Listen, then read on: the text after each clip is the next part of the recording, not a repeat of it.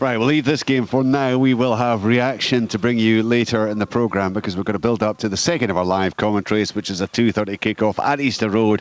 It is Hibernian against Dundee. Hibernian, of course, delighted with Aberdeen dropping those points. It means they can stretch a 3-point advantage over both Dundee United and Aberdeen in the battle for third spot. They are up against Dundee. Live commentary to come with Rory Loy and our match commentator Paul Mitchell has got the team news. Thanks, Richard. Yeah, it's not too often you hear a roar at Easter Road for the Rangers goal, but there was one when that equaliser went in. So that means that Hibs are now level with Dundee United and Aberdeen on 50 points as Dundee come calling. Hibs and Dundee both winners last week and both managers deciding. Same 11s, again no changes being made. Hibs unchanged now for the third straight game. Jordan Smith in goal. There'll be a back three of Miller, Bushiri and Iredale.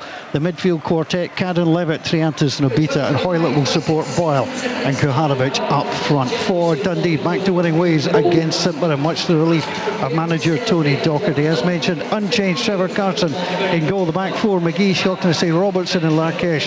The midfield trio of Mulligan, Silla and Robertson, who between them have played 107 times this season and yet to find the back of the nets. Not too many midfields can say that. And Iwumne, Murray and Tiffany, the three up front for Dundee. And our referee is Chris Graham. Right, thank you very much to Paul. Let's get some thoughts from Rory Loy then. He is at Easter Road, looking forward to this one. To give us your overview then on the selections by the managers. Yeah, good afternoon, Richard. It's no surprise to see that both teams are unchanged, to be totally honest with you. Hibs, I was at Ibrox last week. They were really, really good, really positive. They scored early. They kind of shook them a wee bit, I think, and they sat back probably a little bit more than they would have liked in the first half. But David Gray, credit to him, second half, they came out, they were the better team. They scored another goal, could have scored more, ran out deserved winners, and I don't think there's anyone who was on the bench last week or didn't start the game who could have any real arguments that they should be in the team this week, because the starting 11 did really, really well. And as for Dundee, huge win last week, first one in a little while. Just unfortunate for them that everyone else around them seemed to win last week, but they've got an opportunity now to claw back some ground, move up the table, get out of that relegation playoff position. And it's a big day for both sides, to be totally honest with you. Hibs will want to get a real foothold in third, whilst Dundee looking to claw and scrap their way away from the drop zone. Yeah, it's massive, isn't it, for both. Certainly, what a boost that would give Dundee if they could follow up the win last time out by ending Hibernian's long unbeaten run and in the process leapfrog both Kilmarnock and Ross County. That would be a real lift for them as they negotiate or look to negotiate the post-split fixtures. Let's get some pre-match thoughts then. 16 matches unbeaten. It's been a remarkable run in the league for David Gray. He's been chatting with Brian McLaughlin. Well, David, Scottish football never fails to deliver drama, does it? We've just heard from Pittodrie that the Rangers have come from 2-0 down to draw 2 each, which helps Hibernian today, or will certainly help Hibernian if Hibs go on and win today. How does this impact what you're trying to achieve? I think, listen, you've always got one eye on what's going on round about you. It's very hard to try and say that we don't and we only focus on ourselves. The challenge to the players is to only worry about what we can affect, though, and that's something that we've done for a number of weeks now. Is about what can we do and how can we affect the game. And today's game is a great opportunity at home, but it's a real difficult game as well. They're all huge games between now and the end of the season, and obviously Dundee are coming here, a team that we've not beat this season. They're a constant threat. They've got lots of energy, lots of goals in their team, so we know the challenges they're going to face, and they're fighting for their lives as well. It adds that sort of the magnitude of the game for both clubs. But for where we need to get to, and like you've touched on with what's going on round about us, our message is pretty simple to the players, which if we keep winning games, nobody can catch us, and today's an opportunity to try and go another 3 points that we need to get to. I mean, the momentum you've had is quite incredible. I mean, going undefeated today would equal a record that goes back as long as 1948. Now, given 6 months ago, you would never have thought you could have achieved this, could you? No, I think to say that you go and put that run together, no, I think, but at the same time, it has been building. It's easy to say once it does turn round that we always had belief in the players. I think I've been quite consistent saying that I have had all the belief in the world that we would turn it round. The players, I've said it for a number of weeks now, deserve all the credit for their efforts that they put into it, the togetherness around the place, the feel-good factor, the fans coming here today in their numbers again.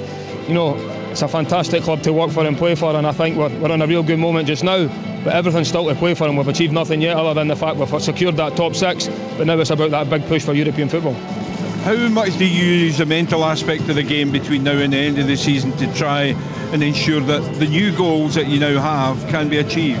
Yes, I would probably try to make sure there's always a slight incentive for players, and making sure you make sure they're all going to the games now tactically ready, knowing what's coming, knowing what to face, because that's my job as a manager and a coach and the rest of the staff, to make sure the players know exactly what to expect. But they're all fit enough now, for the full season of games. They're all ready, they're all at the top of their game, and every team's in that position. It's now about how can you keep them motivated, how can you drive that incentive to make sure that we do end this season as successful as possible. Finally, between the pair of you, I think it's 100 goals this season between yourself and Dundee in the league. Surprised at where Dundee are, given the number of the goals that they've scored? 100%, just the players they've got as well. They're very good coached, very well coached, the threat they've got, the energy in the pitch they've got throughout the pitch, they've got the legs they've got in the team. They've got Simon Murray. Who chases things all day. I've obviously played with him, I've talked a lot about that and what he brings you. He's infectious in terms of his work rate, but they've also got a lot of players round about that as well, good young players as well that are hungry, so we know we need to match that. Attitude needs to be spot on, you need to earn the right. And every game you play in this league, and this against Dundee, that's a team, as I've already touched on, we've not managed to beat this season. The last time we faced them, we were clearly at the lowest point of our season. We've had a fantastic turnaround since then, but everyone remembers the last game, and we need to make sure we keep moving forward. Thanks. Good luck, David.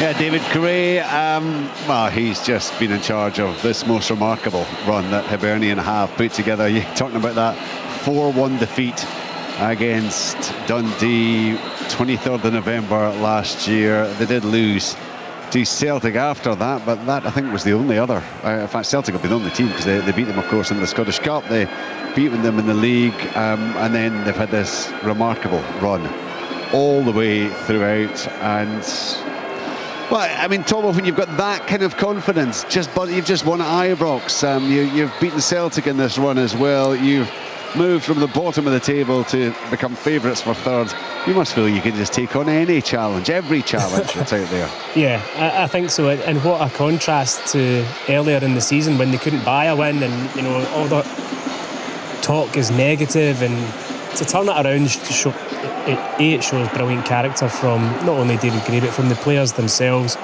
and the mental strength to be able to turn it around. But you're right, when you are on a run like they are and you are turning up for a game on Saturday, you're expecting to win games, and it's such a powerful thing that when you've got that expectancy and that positivity and that kind of mental state turning up for games, it drives you so much. And it's the complete opposite when you're on a losing run and you turn up and you're worried about the game and you're like, oh no, we're getting stick, and it's just a flipper mentality, and they've been brilliant. And what it is really actually quite exciting now. The kind of run with Dundee United, 3 wins in a row to put themselves right in the mix. All 3 of them sit on 50 points. I know obviously Hibernian can stretch that to 53 today, but when you get towards the end of the season, sometimes the kind of wee stories fizzle out. The top 6 ended yesterday, brilliant it was as well, may I add, and then you've got obviously this, which is going to be a really interesting battle for the kind of relegation, but the playoff place for the relegation as well. A number of teams can get sucked into that. But this wee story of the third place as well is brilliant for the game. In these last 5 games, it keeps a real interest in there. But Hibernian have been absolutely brilliant, and full credit to them. And you're right, they'll be going into every single game they turn up at thinking we can win this. It's a powerful thing. Sure is, yeah, I can imagine. It must be. We are heading towards kick-off. Let's hear from Tony Docherty then. He's looking for his Dundee team to keep up the challenge at the bottom and to move a little bit further clearer of safety. He too been chatting with Brian. Well, Tony, an upturn in form recently, obviously last week a good victory against St Mirren. What is it going to take to get a victory today? A really strong performance against a very good Hibs team who are on a fantastic run at the moment. But as you said, our last 4 league games, I've been really pleased with the performance levels. We got a draw against St Johnstone, and we won 2 games within that as well, and I think the Rangers game was one that we could have won. So if we get as strong a performance as I've had in recent weeks, we'll give ourselves every chance of coming away with something today. Stuck by the same starting 11 as last week. They were very impressive defensively as well, getting a little bit stronger now after a couple of ropey spells. Absolutely, and it's testament to the ones that have come in. I've said that all season. It's there for everybody to see. Once the experience is back in the team at the centre half position, then you've seen an example last week that we kept a clean sheet. We with Joe back, with Clark back, with Trevor back, and that allows them, when you've got that experience, it allows the Josh Mulligans, the Ada Woomies, the Finn Robertsons to really express themselves. So hopefully we'll get more of the same today. That we need to have a really good defensive organisation against a team that are very fluid in attack, but we pose a real threat ourselves. You know, we're still, I think, third top goal scorers in the league, and so we'll be hoping to put all that together today. When you beat Hibernian, I think it was back in December, they sort of kicked on after that run. I know you like a stat, Tony. The last Dundee manager to have back-to-back wins against Hibernian was Ivano Benetti, 2002. 2002. Well, there's another carrot, you know, there's another motivating factor. You'll use that in your speech, won't you? I'm sure I will now, aye. But the only motivating factor for me is that, you know, if we do what we should do today and pick up a performance, then we jump a couple of places in the league. And at this stage of the season, that's what it's all about, making sure we take these opportunities. You know, there was at a game yesterday. I've seen some games yesterday. And now it's important that we do our job and we focus on what we can do. You can't be failed to be impressed though, the way Hibs have turned things around in the last few months. Yeah, I think they've done well, you know, and I think credit to, you know, Davey and obviously Liam Craig as well, who I know really well. You know, they've done a great job, you know, and they've got their team in the right position in the league. But, you know, I heard Stephen Robinson saying it yesterday, the top six should be what it is at the moment when everybody's resource-wise and budget-wise, when people are doing their job right. So, but credit to them, you know, they've upturned what was a difficult period for them, and they're now in a strong position. But it's our job, and it's my job as Dundee manager, to make sure that my team are in a good position to put up a strong performance today to stop that run of wins they're having. And finally, if you do get that win, you're jumping a couple of places in the league, and with only 5 games to go, every point's a prisoner, is it not? Absolutely, you know, it's a really important stage of the league, and even a point today would take us into that jump in a couple of positions. So that's our motivation, you know, we've got to see that. But as I say, it's a difficult game because you're playing against a Hibs team, you know, in a fantastic venue, and the crowd will be right behind them. But it's our job to make sure we bring what we can bring to the game and try and get what we can from it. Thanks, Tony. Good luck. Cheers, bye. They have got a bit of goal difference than both Kilmarnock and Ross County. The other sides that they're battling right now, but they would love to get a win. In actual fact, Rory Loy, after a spell there where they just couldn't seem to buy anything, that's 2 wins out of 3, and I gave them they might have won the 4-3 defeat against Rangers. So they are going into this in better form, better confidence. Yeah, they absolutely are. You know, they went through a period there of they weren't playing great and they were losing matches, and then when they were playing better, they were conceding far too many goals and giving themselves a mountain to climb. So even when they were playing well, they weren't picking up many points. So, you know, a couple of wins in recent weeks will give them more belief coming here. I just think, you know, you look through the Hibs squad. I was looking at, you know, Kieran Bowie, Nicky Cadden, Mariah Welsh, Josh Campbell, Dwight Gale, all guys who could easily be in the starting 11. You know, the squad Hibs have got is really good. So they'll face a tough test today, Dundee. I think both teams will score.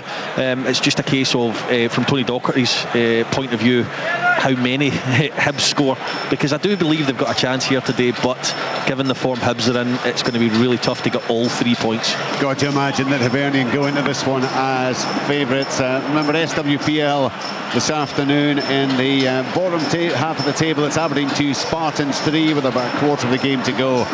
In the top half, Hibernian were ahead. The league leaders were ahead earlier, but Hearts have turned that game round. So a 2-1 win for Hearts against Hibernian, and Glasgow City have just gone in front against Motherwell. 4:10.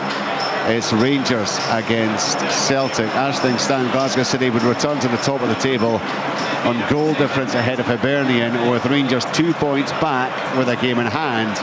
There's a bit of a gap then down to Celtic and Hearts, who would need a big turnaround in the closing part of the campaign if they're to be in contention to actually lift the title. But it could be a big afternoon in the SWPL 1. Remember, highlights on Sports Scene tonight, 7:15, BBC Scotland channel, where you can see all the action from yesterday and extended highlights from the matches we are bringing you today. Already a 2-2 draw between Aberdeen and Rangers that was full of excitement, full of drama and incident.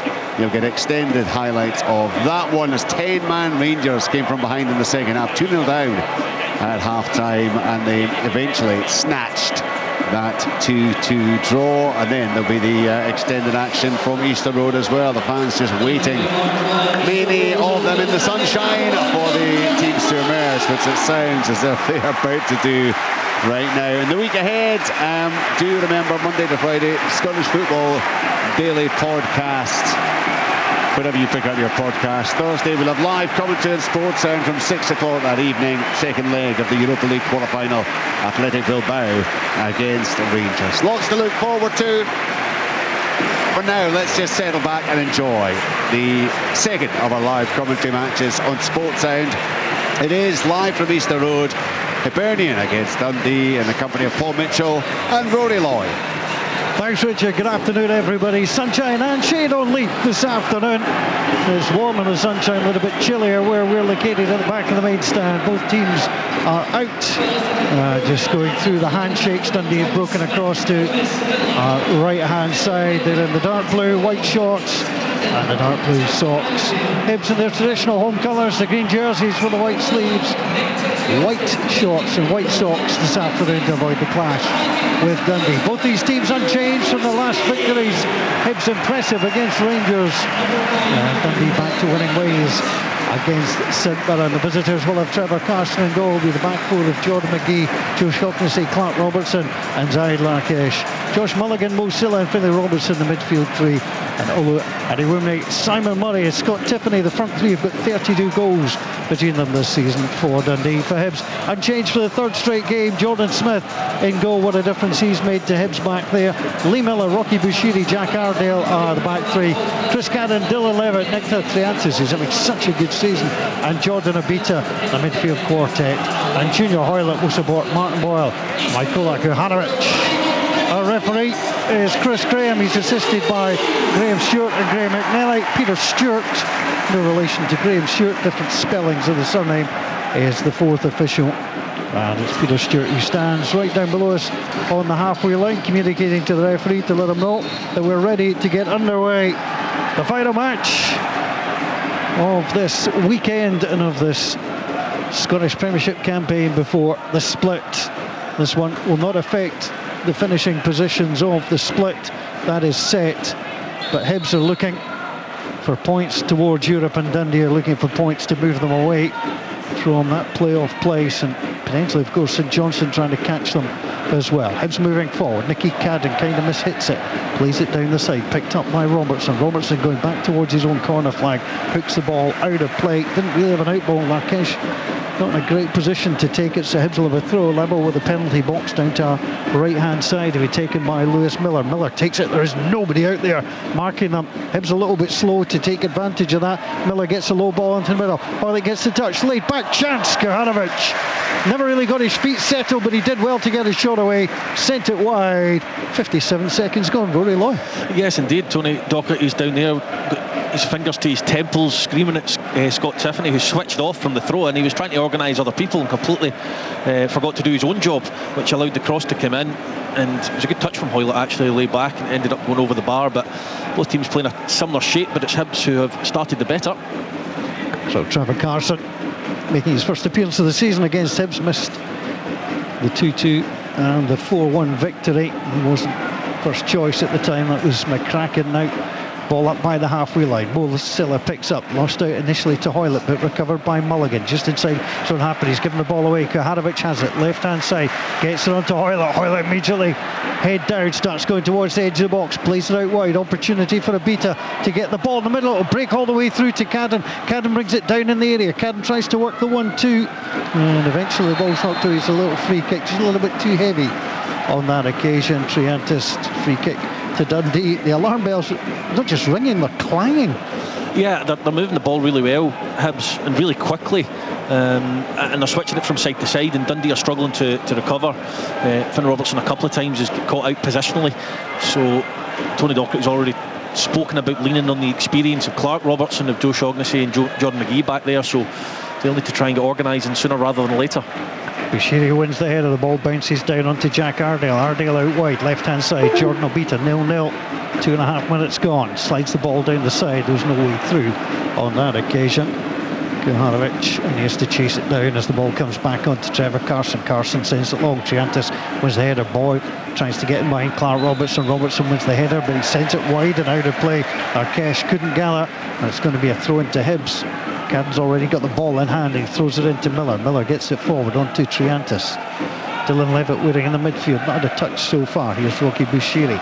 Bushiri pointing the way forward, wanted to run at Kaharovic, comes back out onto this right hand side, onto Lewis Miller. Miller plays it forward. Kaharovic tries to link with Boyle. Dundee again clear, and Dundee again have to concede a throw into Hibs. Yeah, Kukarovic there, he's got to recognise that he needs to take a touch. He should be given that information, Lewis Miller, as he kind of plays one round the corner into his feet. But as a striker, it's really important. Do you take one touch and try and get the pass off quickly, or do you need to take two? And at times when I watch Kukarovic, his hold-up play can be better. So, David Gray will be keen for him to hold the ball up, because it's vital when you've got so much pace around about you that you keep a hold of the ball.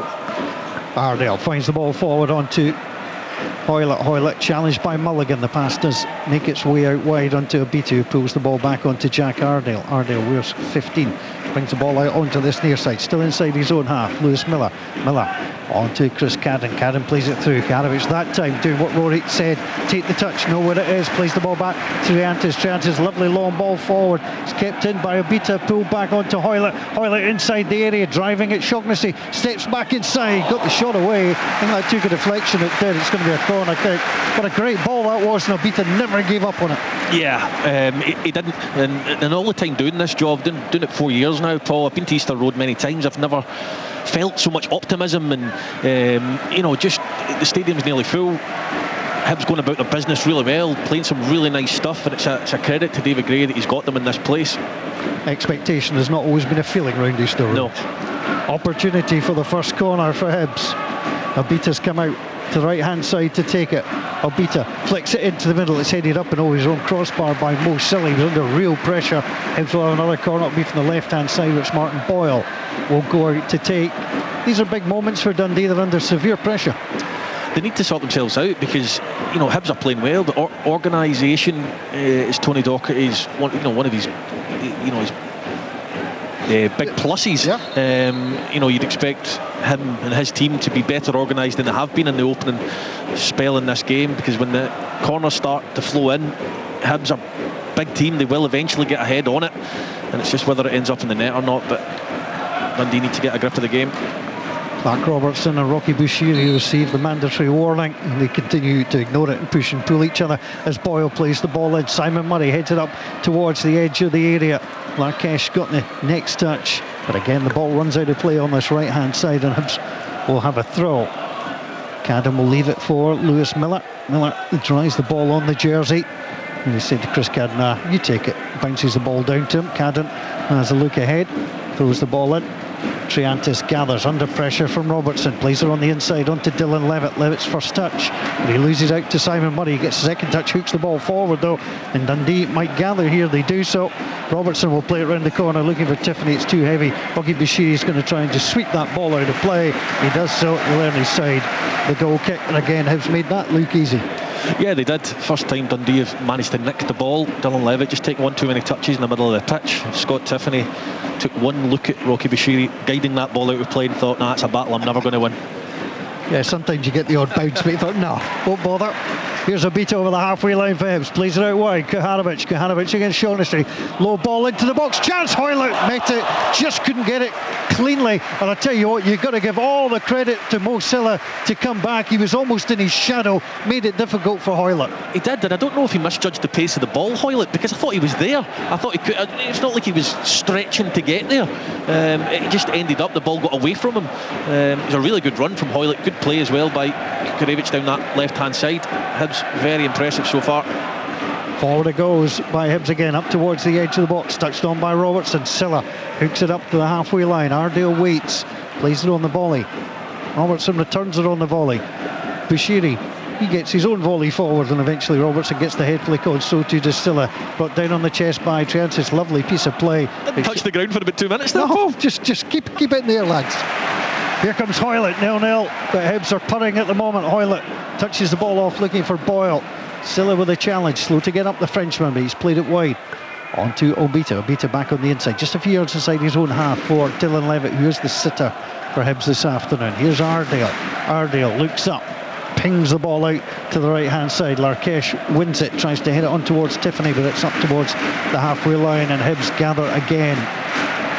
Hibs fans making a noise. They're enjoying this wonderful unbeaten run and looking to emulate the team of 1948, which included the very early part of the famous five, and going 17 games without defeat in the league, 16 so far, 111 drawn 5. Here's Obita moving forward up to the edge of the box, goes in, cross, looks a little bit heavy, but it'll come out, and Cadden will go there. Miller screaming for the ball, he's in behind him, does come back to him, takes a touch on the right foot, has a little look, shuffles it inside onto Junior Hoylett. Hoylett tried to play it back to Cadden, runs through all the way to the goalkeeper. Trevor Carson is far from impressed from what he's seeing in front of him. Yeah, it's a matter of time before Hibs score, because it's taken 2 passes for either Obita or Cadden.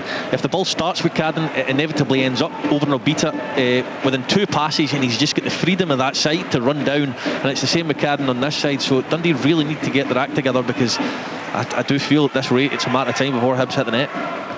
Both these teams have scored 50 goals in the Scottish Premiership this season, as a foul throw is given against Zaid Larkesh. Don't see them given too often, but his feet clearly off the ground, and it's going to be a throw-in, and Lewis Miller being told you're going to come up to the halfway line to take it. Normally players are trying to steal yards, he was trying to give away about 30. Ball gets played forward, Clark Robertson wins the header, drop down onto Larkesh. Larkesh drops it inside looking for Silla, but it's all very tight. He has to play the ball back.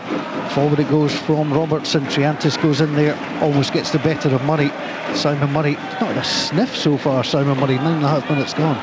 No, he hasn't, and they need to use these situations, Dundee, with a throw in Hibs half, not too deep into Hibs half, just over the halfway line, but they need to use this to try and kill Hibs' momentum, but they just give it straight back. Ball to Tiffany, but Hibs gather and send the ball away. Clark Robertson takes a touch, plays it out wide over the halfway line. Larkesh, Triantis can't get there. That allows Tiffany to take a touch, move up towards the edge of the area. A little ball inside, but Triantis recovered well. Hoylett then will pass it on to Cadden. Kujanovic back onto Hoylett. Hibs are moving quickly. Here's Boyle midway inside his opponent's half, driving towards the edge of the box, whips it into the middle. There wasn't a soul inside the box. Don't think he got his head up there. Martin Boyle. Obita on the other side loses out. Good sliding play from Jordan McGee, and Dundee will get the chance to bring the ball away. Mulligan on the inside. You can see Hibs intent all day long though, Rory. Yeah, it was a wonderful move, that I have to say. I totally agree with you as well, Paul. Quite often you'll hear that, oh, that's a great ball into a good area, but he's got plenty of time to look up, as you say, and recognise that there's nobody in the box there, because the move had started so deep that everyone was still back the pitch. So, really good play, but Martin Boyle, poor decision at the end of it. Awaiting the first goal, 10.5 minutes gone. Sports Sound on BBC Radio Scotland. Forward it goes from Dundee, on to Simon Murray. 15 on his back, plays a lovely ball through almost anywhere he would have been offside, but you could see what Murray was trying to do. 15 Scottish Premiership goals this season for the number 15. Hibs didn't take it from the right place, didn't really matter too much. It was Simon Murray that was offside. I think that was the issue. He was off initially. I thought he was. He came from the wrong side of Rocky Bushiri, but by the time the ball arrived, he was in front of him. I don't really see the need for the referee to have brought it back, though, to retake the free kick. It wasn't really any good cause, but he's the man in charge. Here's Cadden.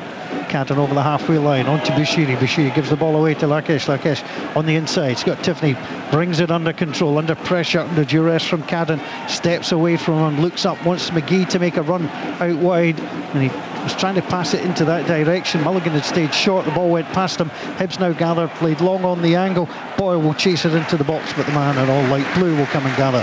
That's Trevor Carson, the goalkeeper. 11.5 gone, 0-0.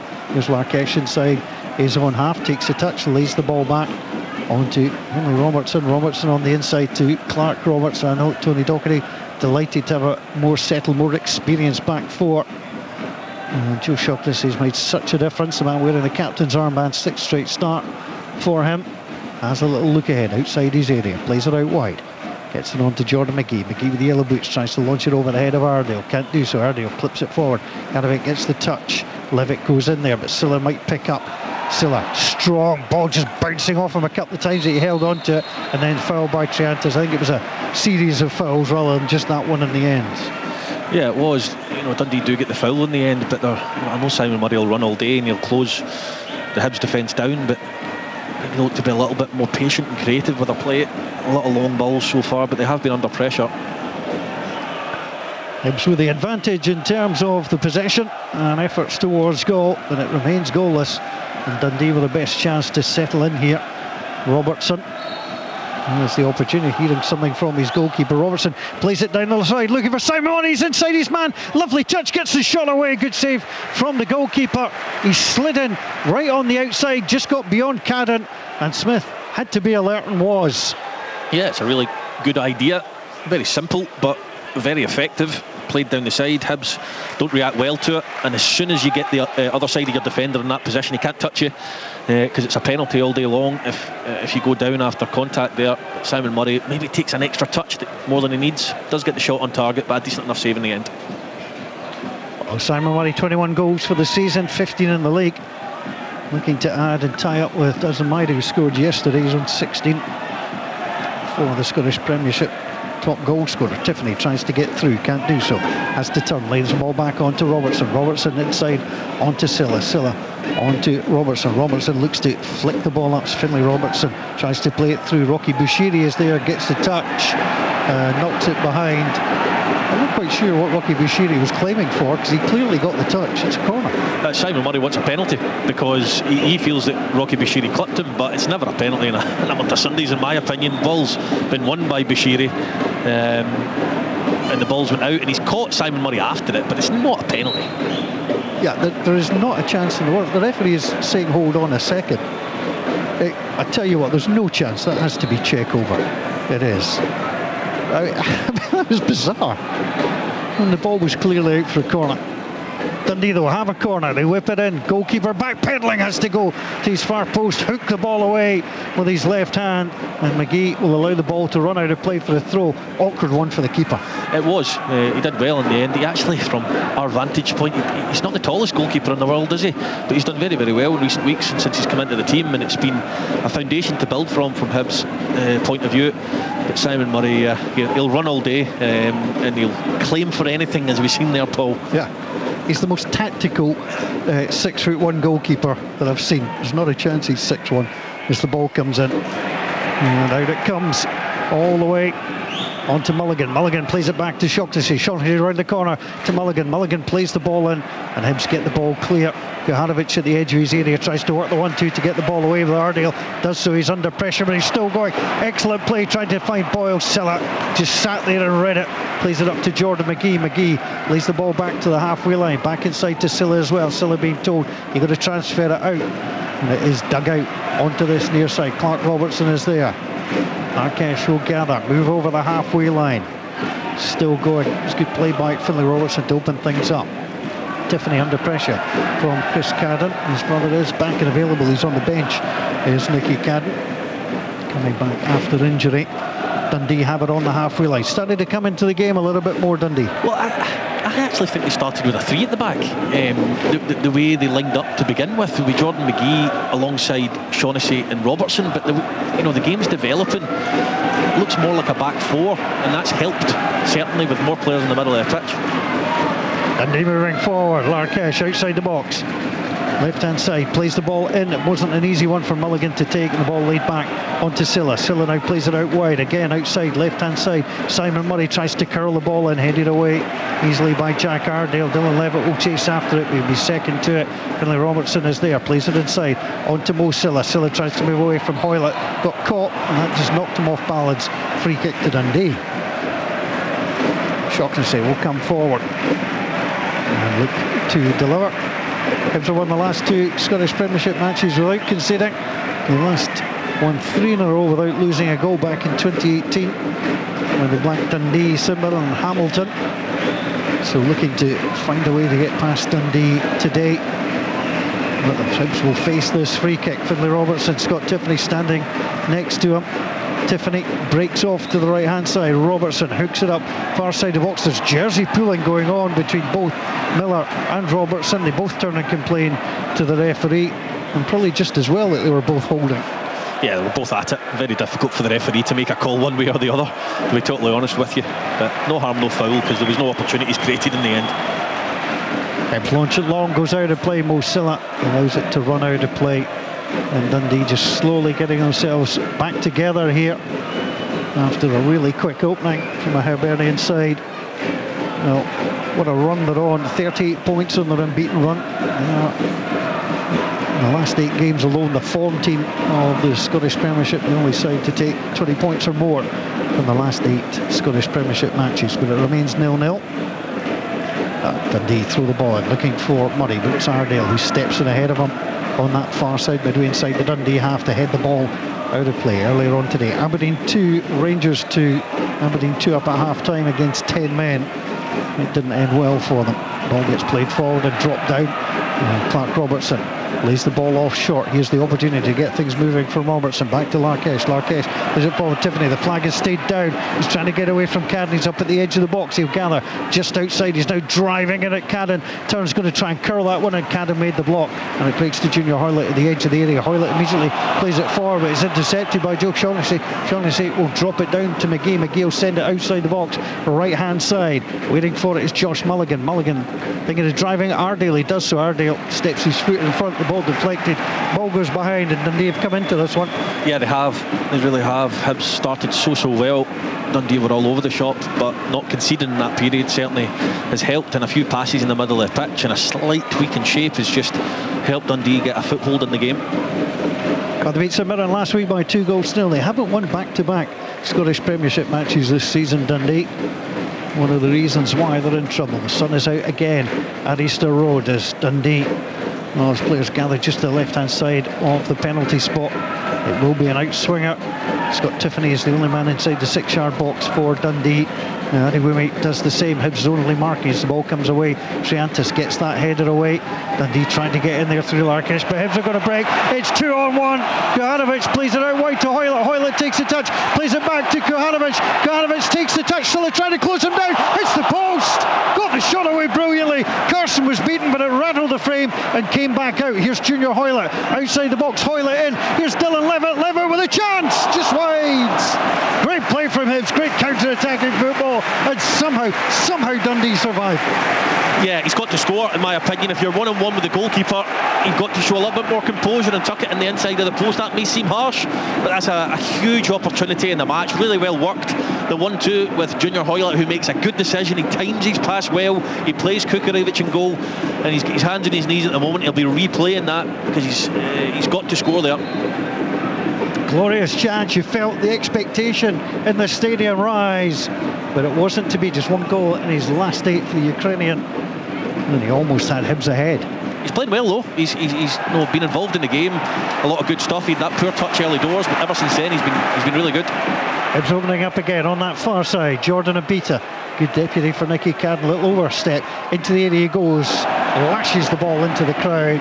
Just getting a little bit too ambitious on there. Certainly plenty up in support. And one thing I note, and it probably, Rory, you'll notice if a team's playing well and playing with confidence, the number of players willing to get into the area to support. Well, that's the thing. Obita knows that Cadden's now back.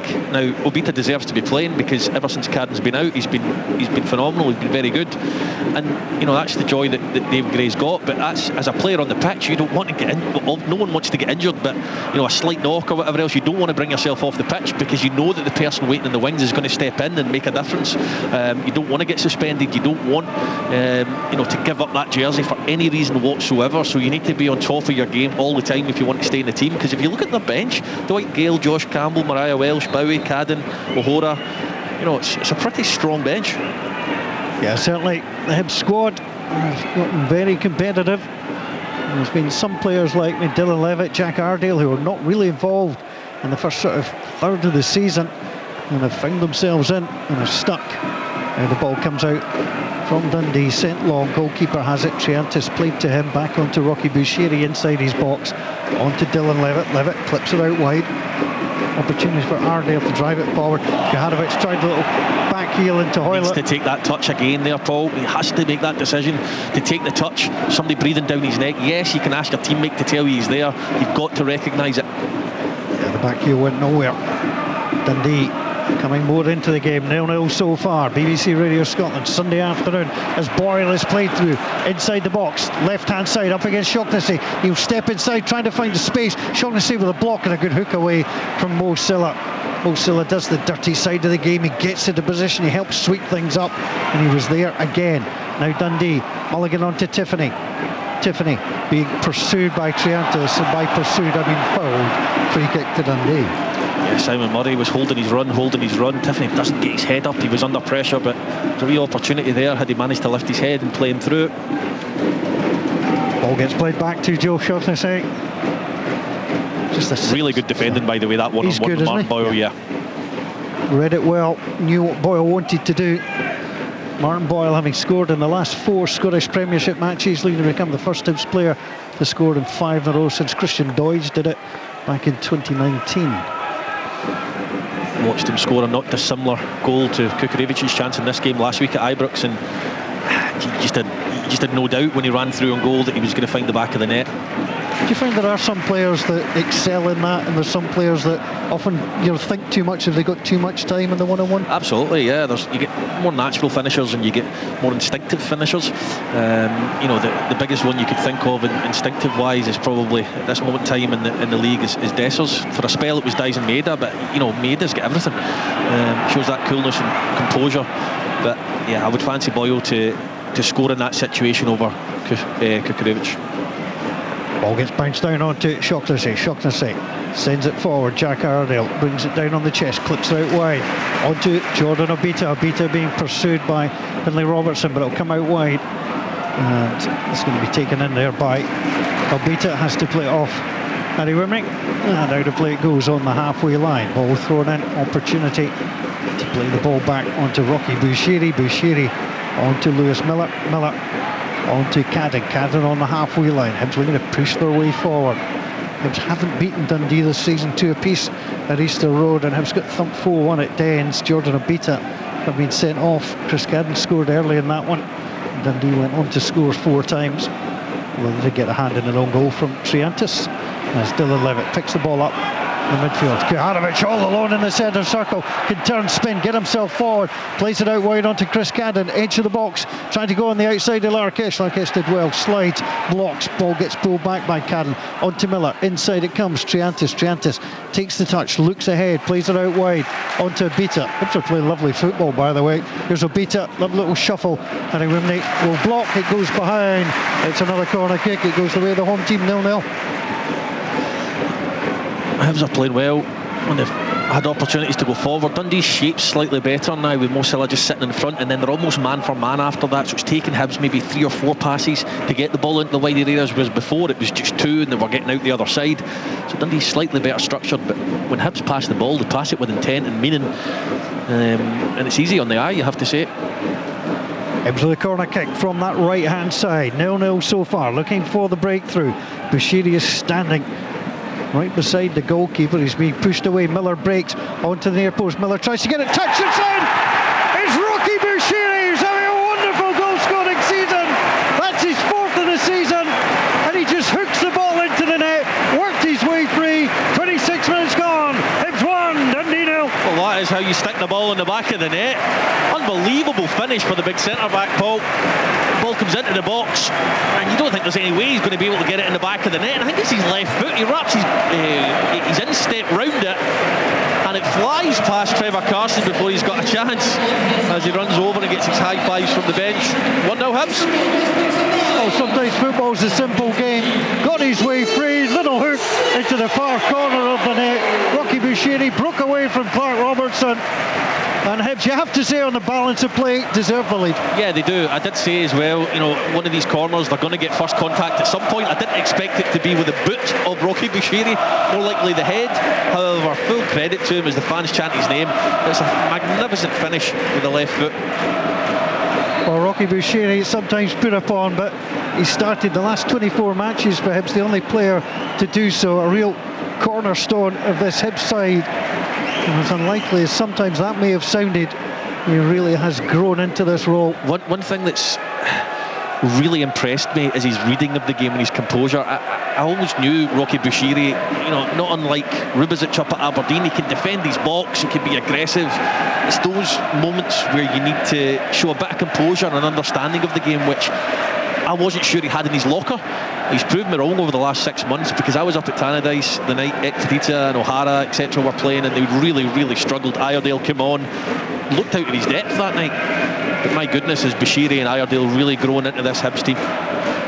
2 real key figures, and David Gray, with his defensive smarts, just wonder what work he's been doing with these players. But Hibs lead by 1-0 and Dundee, well, they struggled at the start of the game, got themselves back into it, but Hibs certainly deserving of that lead now. 28 minutes gone, and an important 5-10 minutes here for Dundee just to keep Hibs at bay again.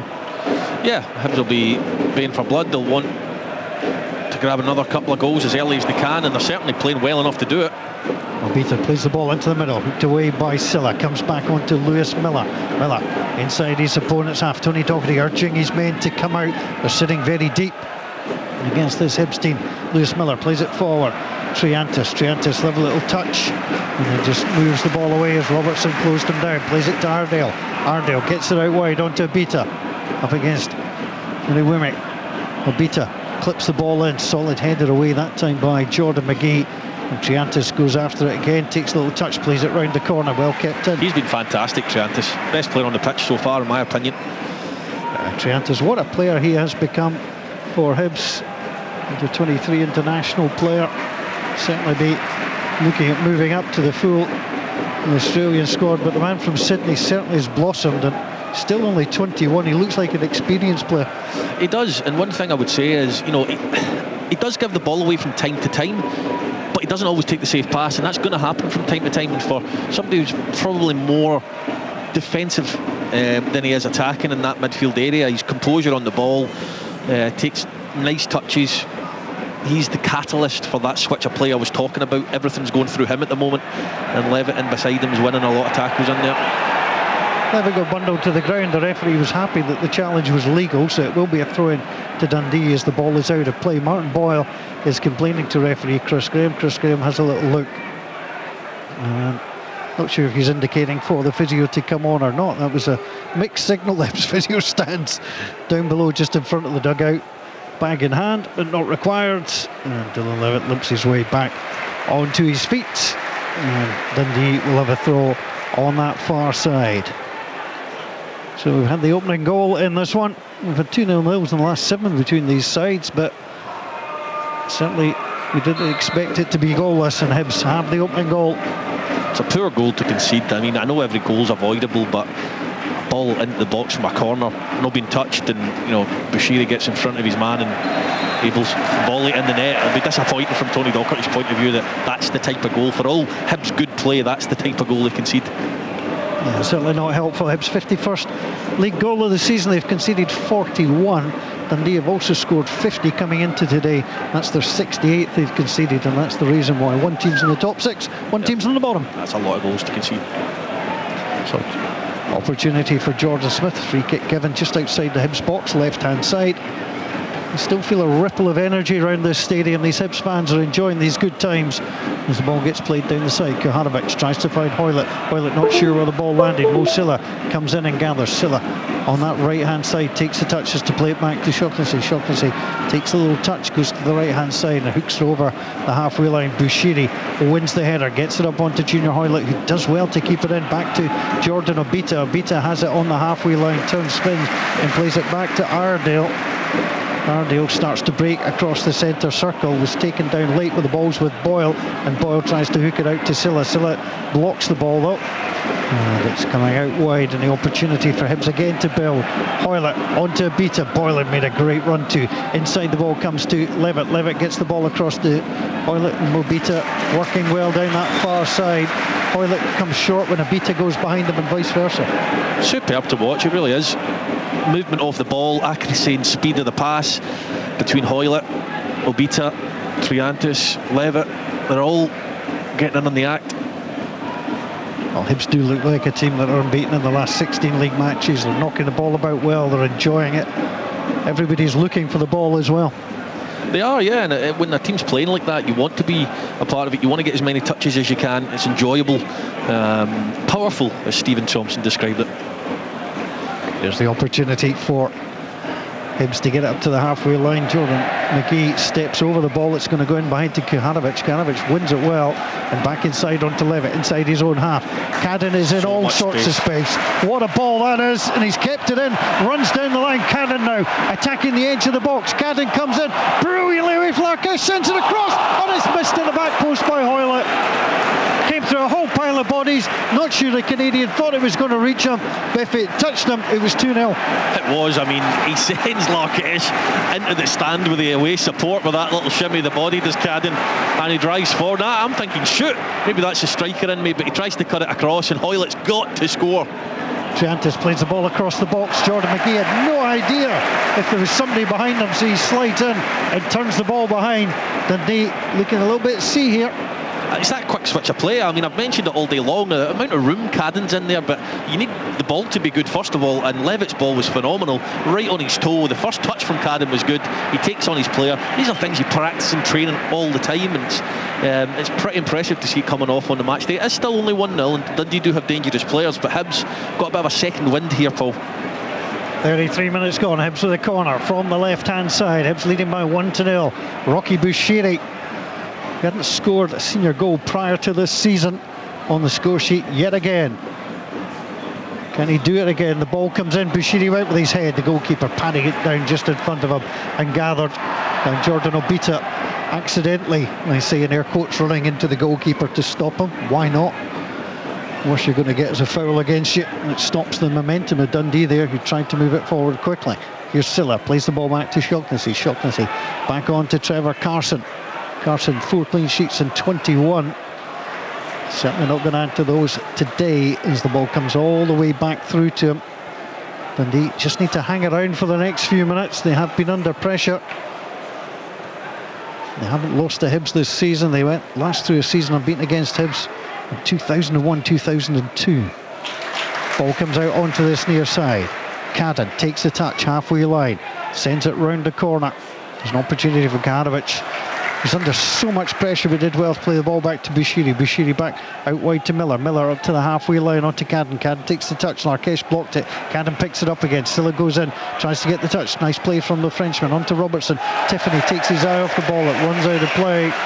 Fourth official didn't get out of the way. It's going to be a throw into Hibs, taken by Cadden onto Triantis on the shady side of the field. He gets it forward, but intercepted by Tiffany. Tiffany plays it forward, but it's too strong. And Jordan Smith will come and gather. Fairly easy afternoon so far for the Hibs goalkeeper. Just one under the crossbar from the corner. Yeah, as I said, Dundee have been quite direct. It is almost that instinct of, can we find Simon Murray in one of the channels as soon as we get the ball? And whilst that's a legitimate tactic, someone who'll run all day and, you know, will close down and force mistakes and errors, maybe a little bit more streetwise in terms of building the play at times. Dundee have struggled to do it. And just really the one other save was when he saved from Simon Murray to the quick free kick. Hoylett for Hibs inside the area, passes the ball across. Great defending again from Dundee. It's Jordan McGee to deny Martin Boyle. Has to turn the ball behind for a corner kick. Boyle was running across that 6-yard box. In fact, it's gone out for a throw, I beg your pardon. And again on an opportunity. It's coming down to that last ditch tackle, which looks great, but it should never get to that point. They're getting absolutely crucified in the wider areas here, Dundee. I'm saying it time and time again because it's happening time and time again.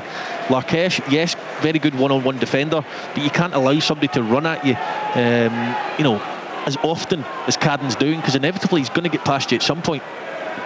Lewis Miller to take the throw of the ball right beside the corner flag. And Miller stands, holds the ball in the air and comes forward. That is a long throw, headed away by Clark Robertson. Scott Tiffany has it outside the box. Nice touch over the halfway line. Finlay Robertson who runs into Chris Cadden. Ball bounces down. Cadden does well, but he's lost out in the end to Tiffany. Tiffany tried to nutmeg him, and then Cadden goes down, blocks him, and the ball comes back off the Dundee man, going down to Hibs. Yeah, he's another one who's been exceptional. Cadden, very, very good. Nearly 37 minutes gone, our second commentary match of the afternoon. The first, a little bit exciting. Aberdeen and Rangers 2 apiece. Aberdeen 2-0 at half time. Rangers were down to 10 men. And Rangers through Igman and a late goal from Hadji, making sure the title race, albeit arithmetically, goes to next week. Ball is out of play. That'll be 2 weeks' time now. Scottish Cup weekend. Next weekend, all the action you will hear. Aberdeen and Hearts at Hampden on Saturday. And it's a terrible ball by Jordan Smith. Smith tried to play it to Ardale. Simon Murray gathered, he then back heels it into Ardale, and Ardale somehow gets away. Celtic St Johnstone next Sunday, as Jordan Smith obviously didn't want me to do the read. Here's the opportunity as Shaughnessy takes his man down, a little bit heavy on Martin Boyle, and it's a decision for the referee, and Chris Graham issues a warning. It's got to be a booking. It is cynical, intentional, and he just wipes him out on purpose. That is, a stonewall yellow card. I do not know how he's gotten away with that one. Only thing I can think of, Rory, is perhaps the captain's armband, but I'm with you. I was just expecting the referee to apply yellow. 7 minutes to half time. Hibs leading by 1-0. Good crowd inside Easter Road on this Sunday afternoon. Palm Sunday 2025. Ball gets dragged back. Triantis, that's probably his first bad pass, but you mentioned earlier he will try for the passes, but that occasion it was played back to him by Hoylett, but Cadden wasn't in the position to make the run. No, he wasn't, and Triantis is saying he feels Cadden should have. I disagree. I think it's Cadden's done the work beforehand. As Dundee give it away. Well, Dundee gave the ball away. Clark Robertson wanted Larkesh to come and get it. Larkesh basically shrugged his shoulders and said it was your ball. It gets knocked out of play. Kuhanovic somehow manages to get the final touch. And it was horrible from Dundee. Ball thrown in, comes off the back of Simon Murray. Murray then throws the ball down at the feet of Lewis Miller, who doesn't react. He just gathers just in front of Tony Docherty. And the Australian gets ready to throw the ball in. Hibs leading by 1-0. Rocky Bushiri on target. His first goal since scoring against Ayr in the Scottish Cup. That was a late winner. And as the ball gets played up and high in the air, Jordan McGee won it, heads it forward. Abita back over the halfway line. McGee wins the header again. Liwumne, who's barely been in the game, the ball's not really gotten anywhere near him. As the ball's gone out of play, it'll be a throw. Jordan Abita a little bit slow to get back to his feet. Chris Cadden pops across to the near side to get a drink. Jordan Abita and will go across. Well, I thought he was going to take the throw. It's going to be Jack Ardale. Hoylett trots back into position, and the opportunity for the throw-in. Dundee dropped players. Martin Boyle came short. Really could do with somebody coming close to him, because all the Hibs players were down the far side, were away. Chris Cadden has the right hand side to himself. It's a long throw. Kuhanovic plays it in. Ariwumne gives the ball away. Levitt gets it back in. Again, Cadden should do well just to stretch himself out to this right hand side. There was nobody with him if Hibs could find that ball, but instead they go down the left hand side. Martin Boyle is there. Boyle tried to keep it in, didn't do so. Look, the fact that, when the Hibs have got the ball on the left-hand side, from a Dundee point of view, it's not a disaster that he's in lots of space, Cadden, because you'd be thinking, right, you can make the ground up. By the time the ball gets from point A all the way out to point B, which is Cadden, you'll be able to shuffle across. But Hibs are doing it that well. Dundee aren't getting the time to do it, so they need to try and organise themselves better. And that's why I'm pointing to Cadden and saying, look at the space that he's in. Dundee have it inside their own half. Ball played on to Finlay Robertson. Robertson on the outside. Behind Larkesh, under pressure from Triantis. Triantis wins it. Larkesh brings him down. And again, you could argue that was slightly cynical. He knew he was beaten. He was on the deck. Triantis was still up and trying to get away. But the free kick is given. Hibs 1, Dundee 0. Triantis wants to leave it. Somebody's going to have to take it. Dylan Levitt will come across and get ready to take. Welsh internationalists would love to get back on the international scene. Still only 24 years old. And Dylan Levitt, well, if Hibs keep playing the way they're doing, will certainly come to the attention of the Welsh squad. And Levitt stands. Dundee, everybody back behind the ball.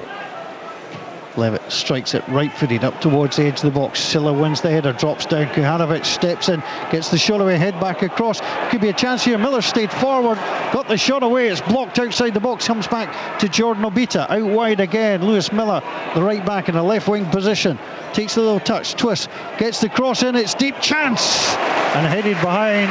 Well, Junior Hoylett got himself up, not the tallest player, heads it behind, but again, Hibs' willingness to get the ball forward to support, almost paying off. Yeah, it just shows, Lewis Miller's the right-sided centre-back in a 3, he's getting a shot in the box, popping up there, and then he's taking the ball outside and getting a cross into the box as well. A good cross at that. I thought Hoylett should probably have tried to get it back across the goals, rather than trying to get header on target, because he was stretching, but more dominance from Hibs. Forward it goes from the goalkeeper, bodies flying. The referee happy there was nothing nefarious about it. And Chris Cadden brings the ball away. Sun drops again as the shade takes over. And Hibs through. Triantis hooks it up to Jack Ardale, under control. Ariwumne stepped in front of him, but Ardale finds some space, turns, twists. That goes between him and Mulligan and plays the ball out wide. Opportunity for Hibs. Martin Boyle, they're tearing up at the edge of the box, trying to come on the inside of Shaughnessy. Shaughnessy does enough, and then Carson comes to his rescue, slides out of his goal to gather the ball. 2 minutes to half time. Here's Rory Loy. Yeah, it's in a masterclass in 1-on-1 defending. He's done it a couple of times now, Joe Shaughnessy. Really good at that. He won't thank his teammates for being so exposed. Jordan McGee far too high up the pitch there as Hibs break down the sides again. You see why Tony Docherty was so desperate to get him back. Here's Finlay Robertson in the midfield, inside the Hibs half. Turns, plays the ball behind. Jordan McGee. McGee drops it short to Silla. Back to McGee, being forced backward by Hibs. Little jab ball forward, trying to find Mulligan. Ardale sends it away. Andy Wimney will pick up as Robertson played it forward to him. He stops, gets away from Bushiri. Good backup play from Dylan Levitt. Means Dundee not getting to move the ball as they want down the sides. And again, more pressure from Levitt. Levitt trying to get onto McGee. McGee sneaky his way down the touchline. Ball into the middle, deflected, and comes into the arms of Jordan Smith. Smith rolls the ball forward.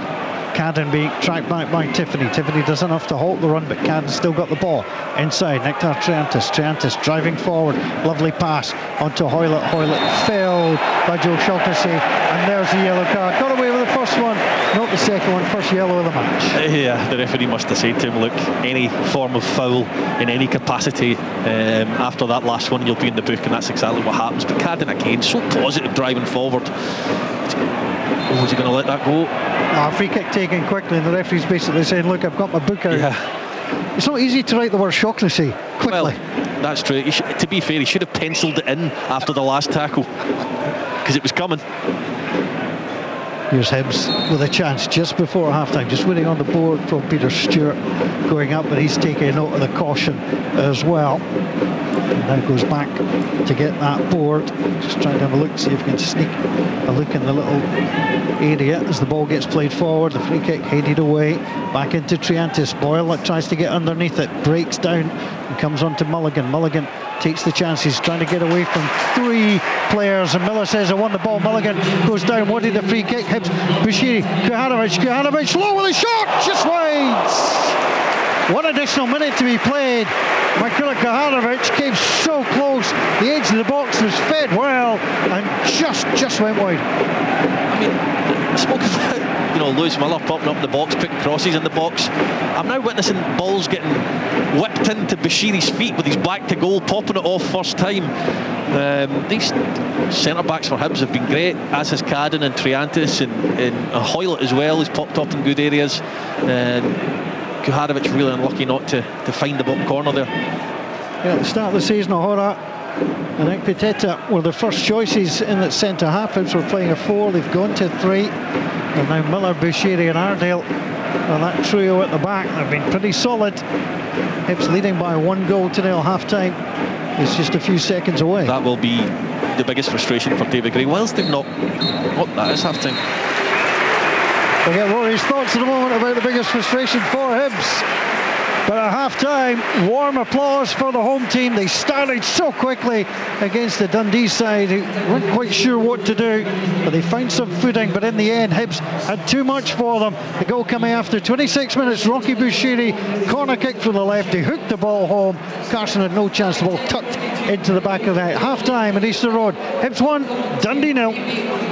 On digital radio, FM, online at BBC Sports Scotland, your smart speaker, and BBC Sounds. This is Sports Sound from BBC Radio Scotland. Scottish football lives here.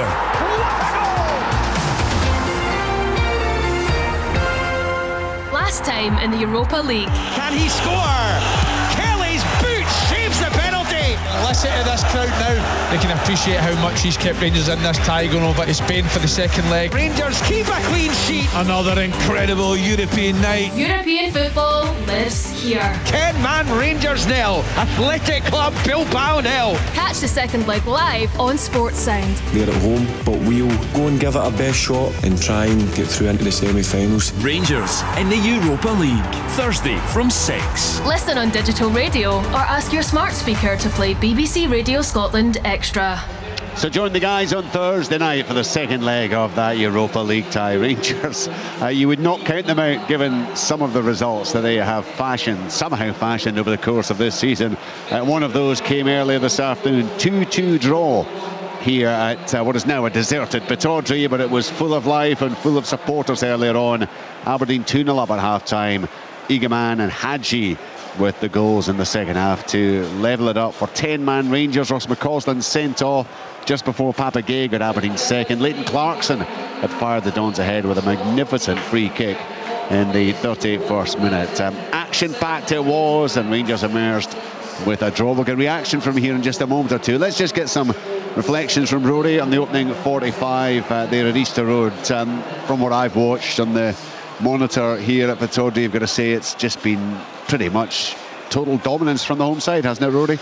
Yeah, out with a 10-minute period where Dundee got a little bit of control in the game and had a couple of corners and things. Hibs have absolutely controlled the rest of the half. They've been very, very good, but Tony Docherty can't be in there just accepting that Hibs are playing well and the better team. Dundee haven't laid a glove on them, and I don't think it's necessarily because of how good Hibs have been. I think Dundee have been a little bit shy in pressing Hibs, going after the ball, and Hibs have done well, but Dundee have got the players to play far better than they are doing. They're very direct. As I said during commentary, Simon Murray will chase all day long and he'll harry and harass defenders. We've seen when he closed the keeper down there, Jordan Smith, into a mistake. But you can't just rely on that. You can't rely on balls into the channel, into the corners for him to chase in the hope that Bashiri, makes a mistake or somebody makes a mistake, because their form recently, they're not going to make a mistake. So I think their patience and their build-up play could be much better. So credit, it's getting that balance between giving Hibs credit and looking what can Dundee do better. They can definitely be more composed on the ball. They need to look after their shape better because they're conceding far too many dangerous opportunities coming down the sides. Carden's been excellent in that half, but yeah, Hibs have been a joy to watch, I have to say, Richard. As things stand, Hibernian are halfway towards 17 unbeaten in the league. They would go 3 points clear of both Dundee United and Aberdeen, who are currently in 4th and 5th place, and they would be firm favourites to secure that 3rd spot and the guarantee of Europa League, or the almost certain guarantee of group stage football for next season. That could depend, or will depend, of course, on what happens in the Scottish Cup, but they would give themselves a fair chance. Hibernian Dundee would remain second bottom, a point behind Ross County and Kilmarnock, and they will indeed remain in 11th spot unless they can score, unless they can find something in the second half. So live commentary to come from Paul and Rory in the capital. In SWPL this afternoon, in the bottom half of the table, it was Aberdeen 2, Spartans 4. Almost midway through the first half, it's Queen's Park 0, Montrose 0. In the top half of the table, big game, Hibernian 1, Hearts 2. The league leaders Hibernian had been in front, but Hearts turned it round in the second half. Glasgow City are 3-0 up against Motherwell. Brenna Lavera with the first couple of goals there, and that would be enough, or is enough as things stand, to send them back on top of the table on goal difference. But Rangers in 3rd place, and with a game in hand, are playing Celtic in the big match at 4:10. That is live on BBC Alapa. We'll keep you across the first half, certainly, here on Sports Sound. Let's get some reflections on the thrilling 2-2 draw spoken about here at Pittodrie. We'll hear first from the Aberdeen manager, Jimmy Tilleen. Jimmy, just give us your overriding feelings and emotions after that. Of course, it's frustrations when you lose a goal like that in the last second of the game. So it was tough for us. But we have to move on. We have an important game now on Saturday in semi-final. The game itself, the first half is strong. I think it's good how we more close to identity. We don't hesitations. We arrive, good timing, how we arrive to the box and create the chances or situations. In the second half, I think it can happen sometimes. It should not happen, but it can happen when they play more like a low block transition and we have time on the ball, and then instead of taking initiative to attack more, we play more sideways and backwards, or some passes, then they get the transitions and get the early goal, and then but I think still if they score 2-1 early, that's a learning point for for us as a team to keep our identity, even if it's don't be more eager to score 3-1 and defend 2-1. And I think that's was a little bit hurtful today when we have to do better that in future. Still, I think we create good chances in the second half, but we should have done much more and play more into the box instead of outside the box and invite them to transitions. I guess at 2-0 up and with the extra man, I reckon everyone in here probably thought Aberdeen would go on and win this game. Yeah, that's what I said. Like it can happen sometimes when you have to like this one extra and you get more time on the ball because they play so low and just waiting for that transition moment. And then instead of keep pushing for 3-1, you think you can protect the ball in different areas. And they still, even when they score 2-1, you know what, you can always get one more chance inside the game. So you have to go for the third one. And today I think like it's quite okay game. It's easy to forget sometimes when you lose this goal in the end, but in the future we have to do better when we play with one player more so much time. Kevin Nisbet obviously had the ball in the net late in the game. It was a huge moment in the game. The goal obviously didn't stand. If you had a look at it, and what's your take on it? No, but I said we have I think we have 3 crosses before that, like really good opportunities, but it was disallowed, and that's what it is. Is it going to be difficult to kind of pick the boys up after that? Because it must feel like a real sore one for the guys. I think you have to give some time today, but also if you're a good team and you have so much to play for in the league and the semi-final, good teams look forward and not backwards. We have to move on and keep the belief in this season and focus on the right things. How do you assess the battle for third in the European places? Because it does have the feeling of one that is going to go right down to the wire. And I know we've said this quite a lot. There's not really any margin for error, and maybe to take a step back, the 2 points that were dropped in the end today could be pretty crucial. It can be, but we have to. Now this game is over. We know that it was only 1 point, and we have to focus on the right things now. And again, we have to focus on our performance and go for these ones. Thanks so much. Thank you. That stunning late strike from Yanis Hadji meant that Aberdeen remain in 5th place. They're on 50 points alongside Dundee United, and the start of play at Easter Road alongside Hibernian. But Hibs currently 1-0 up. We'll be back for second half commentary in that one. Let's get the Rangers viewpoint then. Barry Ferguson also spoke to Tyrone Smith. Barry, just give us your thoughts and emotions after that. Well, after going down to 10 men and 2-0 down, you've got to be pretty happy with coming back into the game and getting a point. I want to win games of football, but we're making it hard for ourselves with continually going down to 10 men. Maybe that's on me in terms of how I want us to kind of approach it and be aggressive. And even when Ross gets a yellow card, at that stage I'm actually thinking of changing, maybe making a substitute. But listen, it goes on and then he takes a second yellow and gets sent off, and then it's backs against the wall stuff. So I thought the second half I had to make a few changes, obviously at half time, and I was a lot happier with the second half. I thought we created a few chances. I thought we looked dangerous in the break, but it would help if we kept 11 men on the pitch.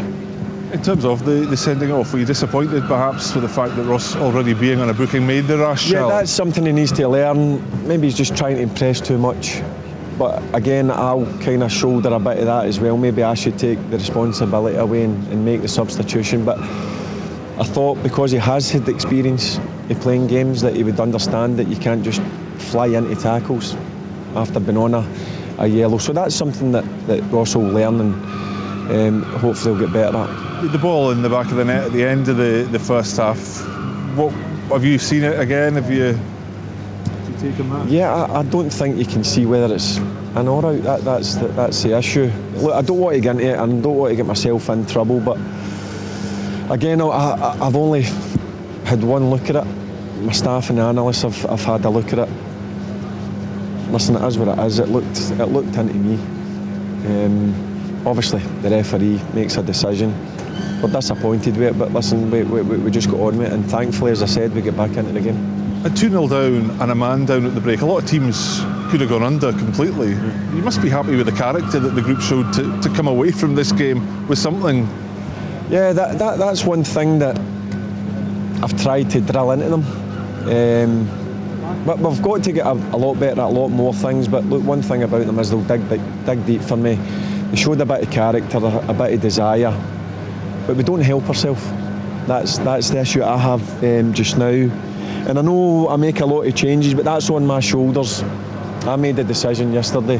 Did it help? I thought it would give people the opportunity to go and give me problems.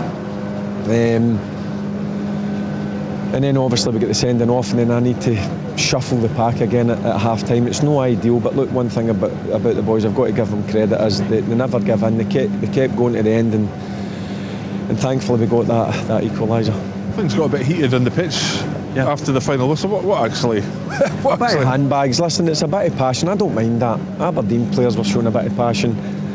I turned round and my players were showing a bit of passion. That's what I want to see. I don't mind it. I think it's a dying art in the game, a bit of passion. And listen, it was nothing really. It was just two teams. One, Aberdeen, lose a couple of points that they're disappointed in, and we're disappointed coming up here and losing to. And on to Bilbao now. Yep, we'll let straight to work. The bus down, the analysts have got everything prepared for me and the staff, and we'll sit down and we'll start thinking about what we were going to approach it. Look, I've got a real good idea in my mind what way I'm going to approach it. In terms of personnel, I just need to wait and 3 or 4 who are going to be available. But if somebody's touch and go, I'm not going to risk them, because I need people who are ready to go to war, basically, because what an opportunity this is, not just for the group of players but the club to hopefully get into the semi-finals. Barry, thanks a lot. Thanks very much. Barry Ferguson, look, he's certainly had plenty of evidence of watching his team being able to come from behind. It is remarkable. It's 7 Premiership games in a row now that they have conceded 2 or more goals. They've come from behind so many times. They've done it again with 10 men this afternoon. He did say beforehand there were players with who were injured, players who were carrying knocks. There may be doubts for Thursday, and well, the assessment there, he will start his work on the bus on the way back down the road. And that game against Athletic Bilbao, the second leg, you can see it live or hear it live on Sports Sound from 6 o'clock on Thursday night. Remember the highlights from all the weekend's top flight action. Sports Scene tonight, 7:15 on the BBC Scotland channel. And do listen out Monday to Friday, every day of the week.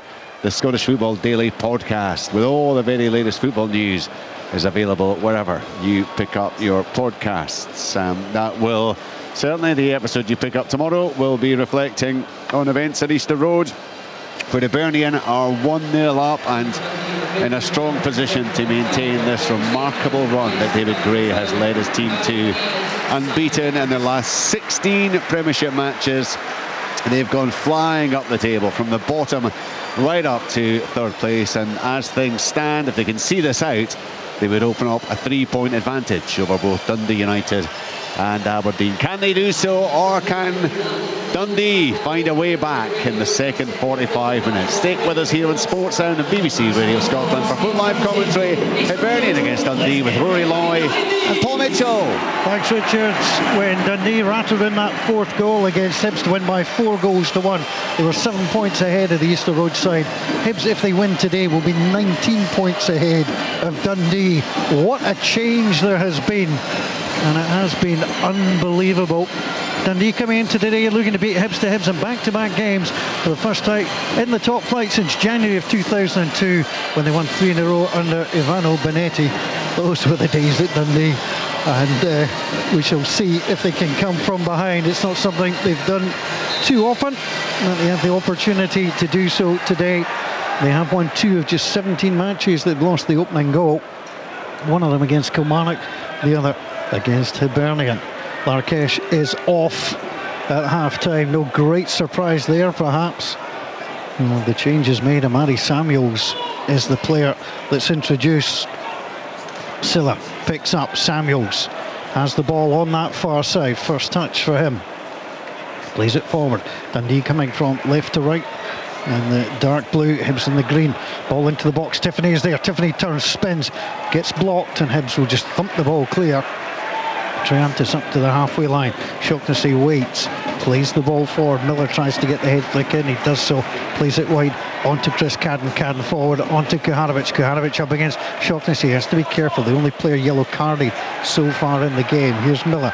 Miller plays the ball back. Rory Loy's alongside me. I heard somebody describe Chris Cadden as a wandered down at half time as a centre forward's dream. Did you dream of players like Chris Cadden? Well, he gets the ball into them early, and there's a good understanding there. It's quite often, as you'd expect, Kuharovic who comes short and Martin Boyle who's looking to go in behind, but there's no taking of needless touches from Cadden. It's head up, get it into the striker. The onus is then on the striker to hold the ball up and bring others into play. So yeah, I can understand why that statement's been made for sure. Here comes Jordan McGee coming down the right hand side. Harry Wimrey plays it forward onto Josh Mulligan. Mulligan gathers, plays the ball on the inside. Harry Wimrey leaves it for Silla. I'm not sure if he meant to or not, but he did. And now McGee tries to play the ball forward. McGee loses out. Hibs of players there, although Levitt, almost a very dodgy one. It does get forward in the end to Kuharovic. Kuharovic holds up. He's hit the post. He's sent one wide. There's a couple of chances today, but Hibs from shade to sunshine. Levitt to Miller, and Cadden on that far side. Chris Cadden picks up, being driven backwards, but he flicks the ball forward, but straight to Clark Robertson. Couldn't he write that? I did say that he's able to pass it without looking and knows exactly where they'll be. Literally just passed it round the corner, and none of the strikers were to be seen where they should have been shuffled across, and Kuharovic should have been there for Cadden, but he wasn't. Not on that occasion. Dundee looking to come from behind against the Hibs side, full of confidence.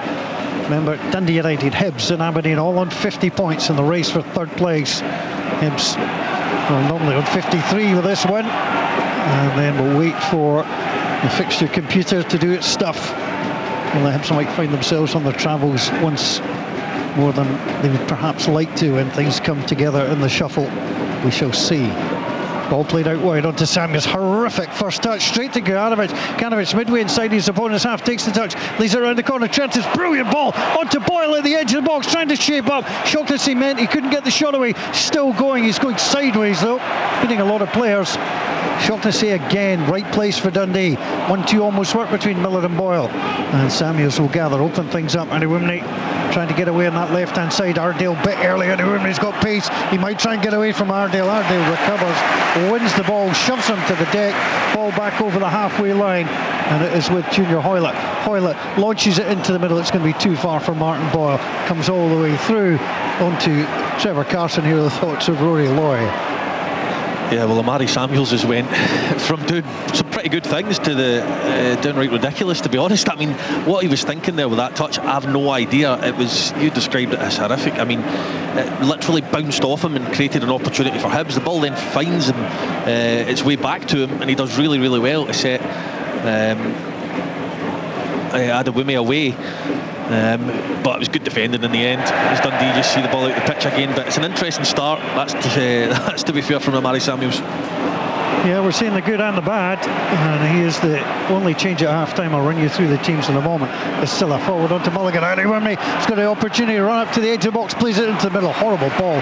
Bushiri was there easily ahead of Simon Money, and now it gets played forward and takes a little touch. Obita pulls the ball back, tries to get it away, given away again by McGee.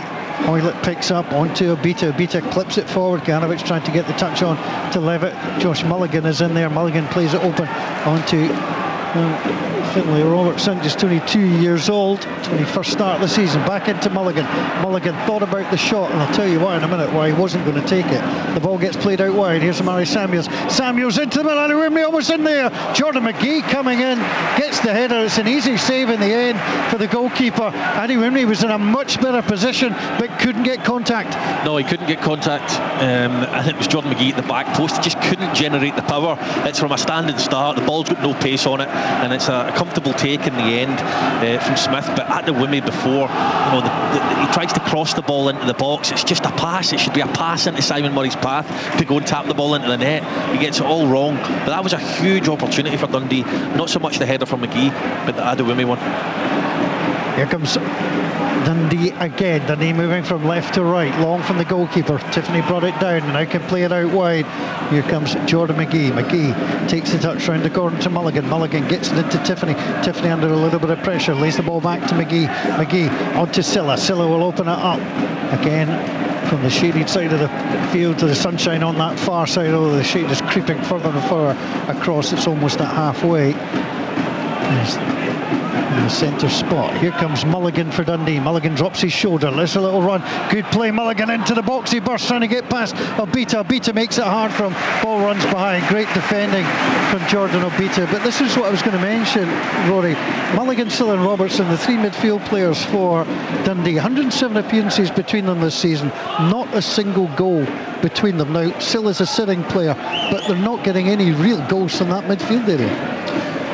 That surprises me. I was convinced Mulligan had got a goal. I trust your stats, Paul, more than I would trust my memory, that's for sure. But I'm really surprised at that. I thought Mulligan had got on the score sheet more than once, so it just goes to show my memory's not great. I thought he scored against Rangers at one of the games I was at. But yeah, I mean, you need to get goals from the midfield area. You can't have no goals in there in that amount of appearances, and it's probably part of the reason why Dundee are in the position they are. But they don't struggle for goals. They just all seem to come from the same sources consistently. Murray, Adewume, Tiffany. Yeah, 30 goals retained on the front players as Hibs launch the ball long. The flag has stayed down. Martin Boyle goes in on goal, tries to get away from Shaughnessy. He's done so. He stands up and passes the ball to Jordan McGee. Then the flag goes up. There was little doubt it was offside, but the assistant just played it to make sure. Certainly looked offside, and the flag goes up, no problem in the end. But again, Dundee getting sprung very quickly. I understand the rule, and I don't think it's a bad rule that, you may think it's just offside, but you keep the flag down. In instances like that, I think Martin Boyle knows inevitably that he's offside, and that's why he maybe loses that bit of concentration. If it's clear and it's obvious, just get your flag up and get on with it, and that's exactly what Tony Docherty was saying to the fourth official. Dundee go long. Adewume trying to get the better of Arndale. Arndale's gone to ground. Adewume tries to keep the ball in, can't do so. I think it came off the Hibs man, the corner kick. Well, the corner's been given, and the referee then gives the goal kick and then puts up his signal to say, no, I've overruled you. And it is now going to come across to be a free kick for the little pool by Adewume. It certainly wasn't a free kick in my book. I think the two of them went to go shoulder to shoulder. Adewume repositions his body and Iredale hits the deck. I think he gets away with one there, Iredale. I don't think that's a foul. Yeah, I'm with you. Didn't think so. So Dundee have scored 10 goals in the last 3 Scottish Premiership matches. Can they find a way to get on the score sheet here? The scoreboard reads Hibs 1, Dundee 0. The goal coming from Rocky Bushiri after 26 minutes. Forward it goes. Shaughnessy wins the header. Went through his man to do so as well. Simon Murray manages to keep the ball in, but he hooks the ball all the way into the Hibs area. Hibs with Jordan Smith in goal. It's a back three of Miller, Bushiri and Arndale. Cadden, Levitt, Triantis and Obita. Boyle, Hoylett, Kaharovic, the front three. Hibs coming down that right hand side. Hibs coming from right to left. Lovely interchange of play. Cadden moved it forward quickly onto Boyle. Boyle plays it. Obita's out wide on the left hand side. He tried to get the ball into the box first time. Dundee again clear through McGee. Hibs look to come forward again. Miller gets the ball, trying to get away from Robertson. Robertson blocks him. Finlay Robertson came back. Hibs have a corner. 3 stands here. In fact, even 4, because of some Hibs fans behind the goal to our right hand side. Such is the demand to come and watch Hibs these days, applauding. Yeah, it's a bit of a baptism of fire for Imari Samuels in this game. He's come on. I didn't think Lakesh did overly badly. I don't think his teammates helped him much, and he did get taken to the cleaners a couple of times by Cadden, but overall I thought he did okay. So Imari Samuels has come on, like for like change, but he's struggled so far. Corner kick. Obita plays it in. Shaughnessy gets the header away. Cadden back into the box, right hand side. Lewis Miller is there. Miller up at the edge of the box now, driving at Shaughnessy. Opens up, tried the low shot. Goalkeeper gathers easily enough. Trevor Carson looks to launch it long. Thought about it and then just bowls the ball out to Jordan McGee, former Hearts player, now with Dundee. Forward it comes on to Mulligan. Mulligan will gather, lay the ball back on the inside, and Dundee again, I mean, without Joe Shaughnessy this afternoon, they'd be in deep trouble. Yeah, they would. He's dealt with some really tricky situations comfortably, which you couldn't have said or had the faith in maybe others to do had he not been in the team.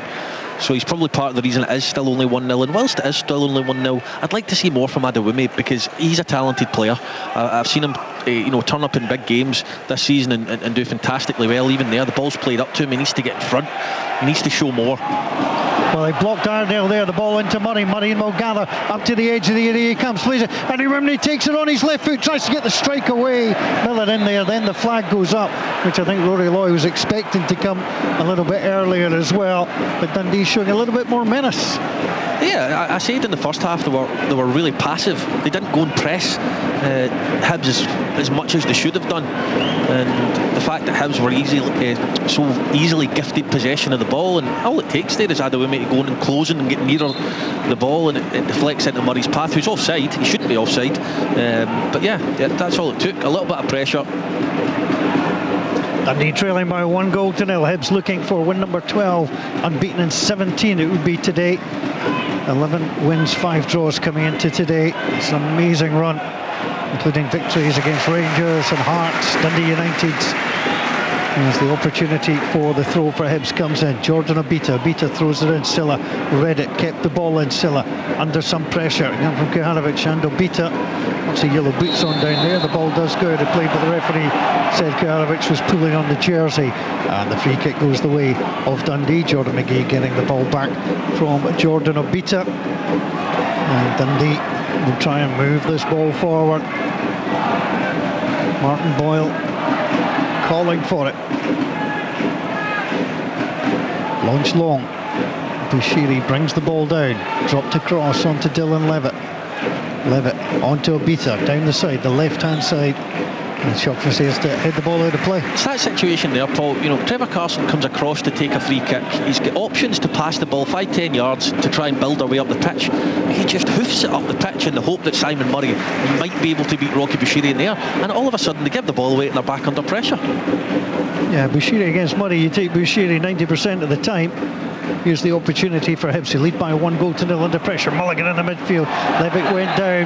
The referee has given the free kick, and it will come for Hibs. Dundee this afternoon. Trevor Carson will go the back four. McGee, Shaughnessy, Robertson, and now Samuels, Mulligan, Silla, and Robertson. Finlay Robertson, and Adewumi, Murray, Tiffany, the front three. Other changes may come relatively quickly as the ball gets played away. Finlay Robertson from Clark Robertson. Miller battling for it on the halfway line, trying to get away from Tiffany, but he's given the ball away. Opportunity for Dundee to get the ball forward. Inside it comes. Tiffany from Mulligan. And Tiffany, well, if he'd been playing the other way, that would have been a great pass, but he sent it, 10-15 yards behind McGee? Yeah, it's just a mistake. A really poor one. The accuracy of the pass across the field was horrendous, to be totally honest with you. It can happen. To be fair to Tiffany, he's shown for the ball all day. He's had a tough afternoon, but he won't shy away from it after that. Yeah, not like him. Hibs get the ball forward, into the box it goes. Boyle with a chance. Clark Robertson steps across to block the shot at the edge of the 6-yard box. He was looking for offside. It wasn't coming. Hibs moved the ball forward quickly. They have another corner. Yeah, and it's never good from Tiffany's point of view when you look at the bench straight after a mistake like that and somebody's getting stripped. It looks like Seb Palmer Holden's going to come on, and I'd bet my bottom dollar it might be Scott Tiffany coming off. Yeah, Seb Palmer Holden getting himself back from injury. Played a little bit last week and getting ready to go once more. Hibs have a corner through Martin Boyle on the left-hand side. Hibs leading by 1-0.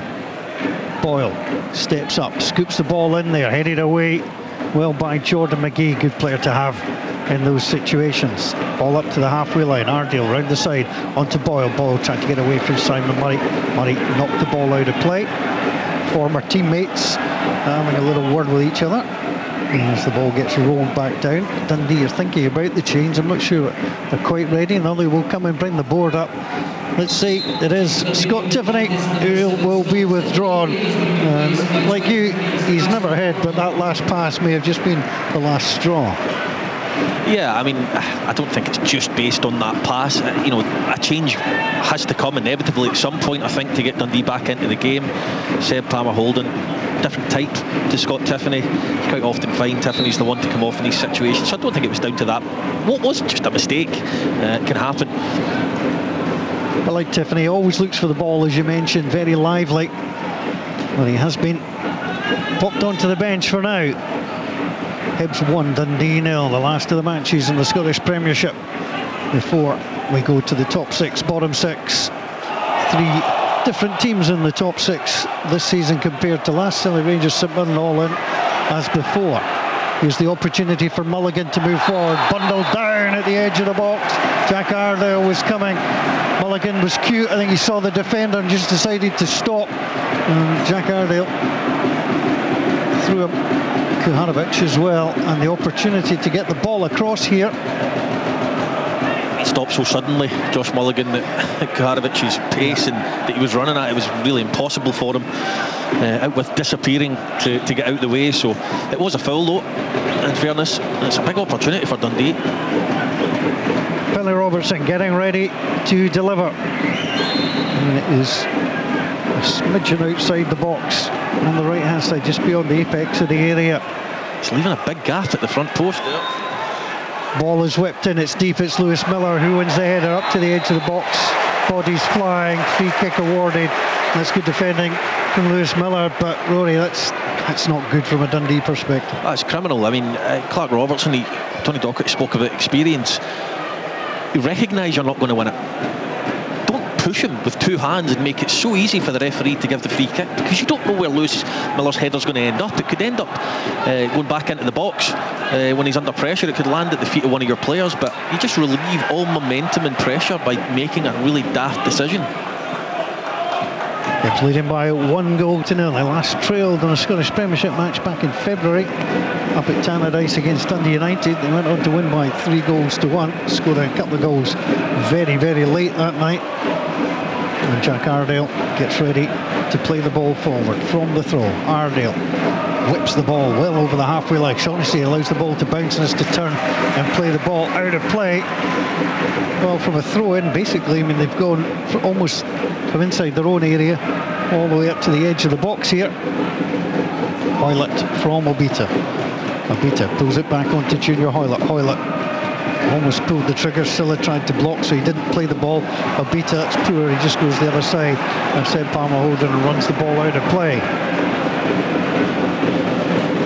Carson has a little look, sees what his options are. The referee just saying, hold on, there's another change coming. And I think it's a home change this time. Kuhanovic will give way for Kieran Bowie. So there's the first change of the afternoon for David Gray. Yeah, I think Hoylett and Kuhanovic could be pleased with their afternoon's work.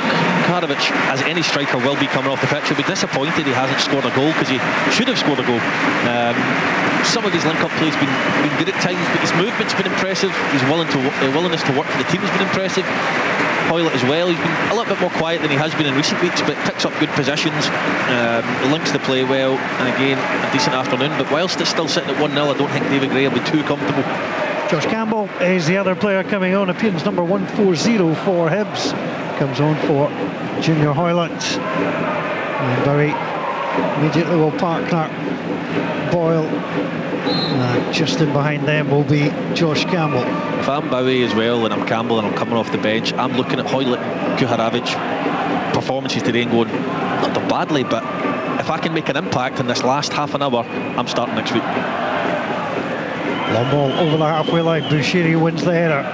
McGee has it, turns the ball back onto Shaughnessy. Shaughnessy all the way back to his goalkeeper, Carson. Carson sends it out wide. Manny Samuels, better control that time, pushes the ball forward. No way through. Anyway, who's gone out to that left-hand side. Said Palmer Holden is on the right for Dundee. And now it comes Eddie Wimmy, tries to ride the challenge of Miller. Forward went the ball, but so too did Triantis to go back and gather it. And back to Jordan Smith. Smith sends the ball forward. Almost the first touch for Campbell. Can't quite get on the end of it. Cadden hooks it forward. That should take a bounce. Shaughnessy wants his goalkeeper to come. He's headed it over his goalkeeper. And the goalkeeper has to see the ball almost behind. And he decides not to give away the goal kick, but pushes the ball out of play. The referee is saying it did actually go behind. Shaughnessy and his goalkeeper look at each other. It was a really difficult situation. Shaughnessy felt he was under pressure and had to play the ball. That could have ended badly. Yeah, it is a difficult one to pinpoint exactly whose fault. The our mistake was, but I would be looking for Carson just to come out there, get it headed out of play. If he needs to wipe out Shaughnessy, he needs to wipe out Shaughnessy. That's what has to happen. Hibs corner, third of the second half, leading by 1-0. Martin Boyle goes across to take it. Boyle, arm in the air, then steps forward, hooks the ball to the back. Good header away, Shaughnessy once more.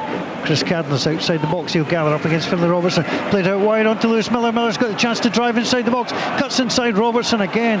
It's Shaughnessy with the block. Andy Whitney brings the ball away and does get away. Dylan Levitt takes him down. It's a yellow card. But a bit cynical from Dylan Levitt. It was covered. Yeah, there was covered. Yellow card's quite correct. Again, it's pretty much identical to the one Shaughnessy had in the first half where he avoided the booking. But that was Martin Boyle and the guys in the box, Josh Campbell. That's twice Lewis Miller's tried to cut inside and shoot when really he should be floating the ball into the box. He's defended really well all day, but decision making in that final third could have led to more opportunities. Lewis Miller does have a goal against Dundee, scored last season. 5 minutes later got himself sent off, although Hibs did go out to win by 2-1 on that occasion. Dundee trailing by 1-0, haven't given up hope here. It's a big afternoon, not only for Hibs as three teams locked on 50 points, but you look at the bottom half of that table, St Johnstone 29, Dundee 34, Ross County and Kilmarnock both on 35. Dundee would... Squeaky bum time, I think it's called, Paul. It's incredible. I must admit, I love the top six, bottom six. I've been a part of a few relegation scraps in my time. It's never comfortable. Yeah, it's never fun for those necessarily playing. 67 minutes gone. Shaughnessy with the long throw.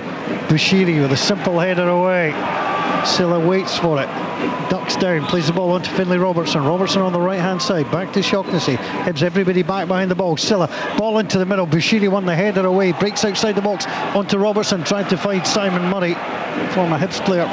It's just a one chance this afternoon. Hibs launch it long. Silla will have to use his goalkeeper and hooks it back to him. And it's gathered and played away by Trevor Carson over the halfway line. Lewis Miller controls it on his thigh, then decides to take a rumble forward, plays the ball out wide onto Jordan Abita. Abita out by the touchline, midway inside his opponent's half. Miller's made the overlap. Miller by the byline, cuts the ball back, chance, brilliant goal! Oh, tremendous football from Hibernian. What a finish! Nectar Triantis swept that into the back of the net.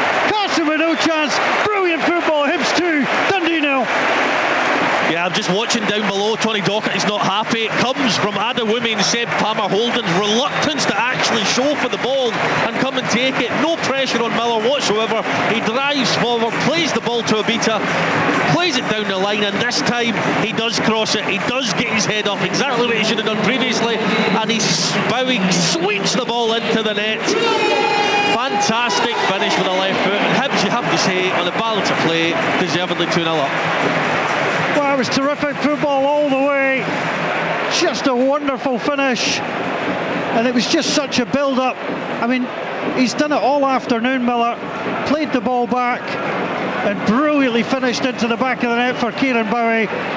What a finish, what an afternoon. And Dundee, well, you can't see them coming back from this. No, I can't.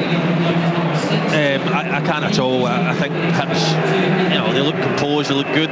It's not like they haven't been in this position numerous times over the last 17 weeks when they've not lost a game, so they'll be able to deal with it, I'm sure, and do well.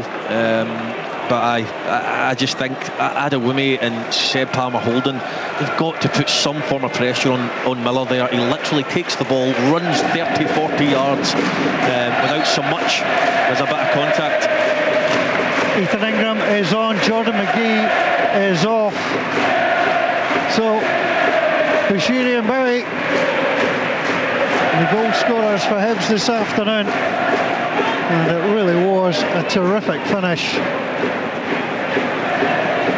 And you just wonder, Hibs are going to push on here and look for another few goals. A goal difference can come into this at the end of the season. Hibs currently looking to move on to 53 points. Fouling Jordan Abita that time, and Joe Shaughnessy. And Shaughnessy just goes down. Yeah, I said as well when Bowie and Campbell come on, they'll feel there's an opportunity now to put a marker down for the next game in a couple of weeks to say to David Gray, look, I should be starting the game. I believe Kieran Bowie now will probably start ahead of Kurevich. Time will tell on that one, but that is the method you want to get within your squad. You know, groups of players that are coming on off the bench and contributing, and got the bit between their teeth. Fourth goal of the season for Kieran Bowie. Took it well, not been on the pitch overly long. It's satisfying as a manager as well when you make a change like that and the opportunity comes and you put on, scores. Here's the chance for Shaughnessy. He was under pressure. I think Bowie caught him in the face. Let Shaughnessy up very quickly, got the apology, and Hibs start to come again. Drop down. Here's Iredale looks ahead, coming down that left hand side, ball into the middle. Clark Robertson scoots off him, goes high in the air. He tries to close him down. I thought Campbell was taken down by Seb Palmer Holden at the edge of the area. Chris Graham, the referee, doesn't give anything, and as Hibs come forward again, it's a free kick. It's a free kick all day long. No attempt to play the ball, jumps directly into Josh Campbell's back. Yeah, it's a foul. Don't know why the ref hasn't given it. Referee just holding things up. There's another change coming. There is, from a Hibs perspective. Handy to the fourth official. The Hibs players look over their shoulder. Kind of game, you're 2-0 up, you're playing well. You don't really want to come off, but interesting to see what the board will hold up. David Gray just saying we'll hold off for a moment. Imagine it'll be Martin Boyle if it's Dwight Gale that's coming on, unless he's going to shuffle the pack. Hibs now trying to gather the midfield. Somehow Josh Mulligan rescues that, still looking down to have a look, see what the options are. Here's the chance. The ball come in from the Dundee substitute. Ethan Ingram bounces up into Jordan Smith. Yeah, I think there's a double change coming here, Rory. Yeah, Boyle, I think you mentioned, he's set to break a record if he can nab a goal, so he'll be keen to stay on to do that, but I can't really think of anyone else who's going to take off at this point. You'd imagine Levitt, having just been booked, would be the one to give way for Mariah Welsh and Dwight Gale for Boyle, but we'll see. So here come the changes. You're spot on. It is Dylan Levitt, the only Hibs player booked, will come off, and Nathan Mariah Welsh will come on. Dylan Levitt leaves to good applause, and Dwight Gale will be the other substitute. And Martin Boyle winds his way across, so it's not to be 5 in a row for Martin Boyle. Hibs make the changes. Martin Boyle will look overly happy coming off. He'll be happy side leading by 2-0. Gets a pat on the back from Joe Shaughnessy. There'll be a handshake with Dwight Gale and a handshake for the boss as well. You don't mind that as a manager. There's a way to be disappointed, and I think that's fine that he shows a bit of frustration that he's coming off. I think he'd be naturally disappointed in his position as a striker if you've not scored a goal, and in the last 10-15 minutes Dundee need to open up. There's going to be opportunities. So yeah, I think he's done it in a healthy way though. Yeah, you can do it without being overly disrespectful. Yeah, it was disappointment, I think, was the overriding, which is understandable. Opportunity for Dundee to get a throw down by the corner flag on the right hand side, trailing by 2-0 earlier on to the Aberdeen 2, Rangers 2. The stool goes flying. I'm quite sure there was any need to quite push the stool that far away from the man throwing it in, but he decided Ethan Ingram, that was in his way. In it goes, and headed away by Rocky Bushiri, gathered by Josh Mulligan. Mulligan sets his way forward, ball on the angle. It's going to be a little bit longer. Come outside the box to Simon Murray. Simon Murray, Dundee's best hope, you would suspect, to get a goal back. Pulls the ball back, headed high in the air. Trentis back again. It comes in from Ethan Ingram, and Hibs gather at the edge of their own box and go long. Goes over the head of Sanders. Josh Campbell has got the run, but Silla is in behind him. Silla moves across, blocks it across against Campbell, then it hits himself. That goes behind, and it is going to be a goal kick. But Dundee again living dangerously, but I guess really they have to. Yeah, maybe not back in your own box, but Mo Salah does well in the end to shepherd the ball out of play and get the goal kicked. But yeah, they're gonna have to try and score very, very soon, Dundee, and you have to say the way Hibs are playing and moving the ball could create more problems than answers for them. Trevor Carson gets ready to send the ball forward. Hibs failed to score in that first home game against Celtic, scored in all since, and trying to move forward. And they have it through Bowie. Bowie was taken down by Ingram, just bumped into him. The ball was going out of play. There's a clear foul on Kieran Bowie, and Bowie gets himself up, and he's up. And they'll just allow Jordan Obita to take the free kick. Yeah, it was a foul, but I mean, it was nowhere near as bad as the bump that Josh Campbell took not so long ago when the foul wasn't given. Don't want to be too hard on the referee. He's done well. He's had a good game. There's been no moments of contention or anything like that, but that one did baffle me. He's trying to keep the game going. Jordan Obita launches it long, into the area it goes, drops down. Miller was chasing after it. He'll leave it for Cadden. Cadden will gather. This Miller wants it. Cadden on that far side. Adewumne right in front of him. Miller takes it, trying to go past him. Hits it off. Adewumne goes out of play. It's going to be a throw to Hibs, who lead by 2-0. Bushiri and Bowie on song and on the score sheet for Hibs today. This Miller drops the ball down with a little bit of backspin, grabs it again, leans against the advertising boards and get ready to throw the ball in. Hibs have won 7 of the last 15 Scottish Premiership meetings between these sides, on course to make that 8 out of 16. Dundee just won 2 matches. It's not been a good fixture for them. Ball gets thrown in, came off Clark Robertson, comes outside the box. Dwight Gale wins it. Little shimmies to the side to Obita with the ball. Obita pulls the ball back, gets it on to Triantis. Triantis takes a touch, sends it down up to the edge of the box, on to Bowie. Bowie on a turn back inside. Dwight Gale has it. Dwight Gale with a chance. Brilliant finish. Dwight Gale picks out the corner. Trevor Carson sprawled on the turf. The ball ends up the far corner of the net. What a performance from Hibs this afternoon. Hibs 3, Dundee 0. Dwight Gale the goal scorer. Yeah, fantastic. He starts to move Dwight Gale by nicking the ball back when I didn't think he was favourite, and that kind of sums up Dundee's day. Far too passive, and they were throughout this Hibs move as well. And as soon as it goes back to Dwight Gale, you just know the killer instinct he's got. As soon as he opens his body up with the instep, he's going to find that far corner. That's exactly what he does. A good goal from Hibs' point of view, but Dundee's just standing watching him passing the ball around them. Need to do better, Dundee, but Hibs have been great. Well, the home fans on their feet, they're enjoying what they're seeing, and Hibs will equal a record going all the way back to 1948, 17 league matches unbeaten. And Dwight Gale, it was a perfect finish, low into the corner. And I'll tell you what, Rory, they're in the mood for more as well.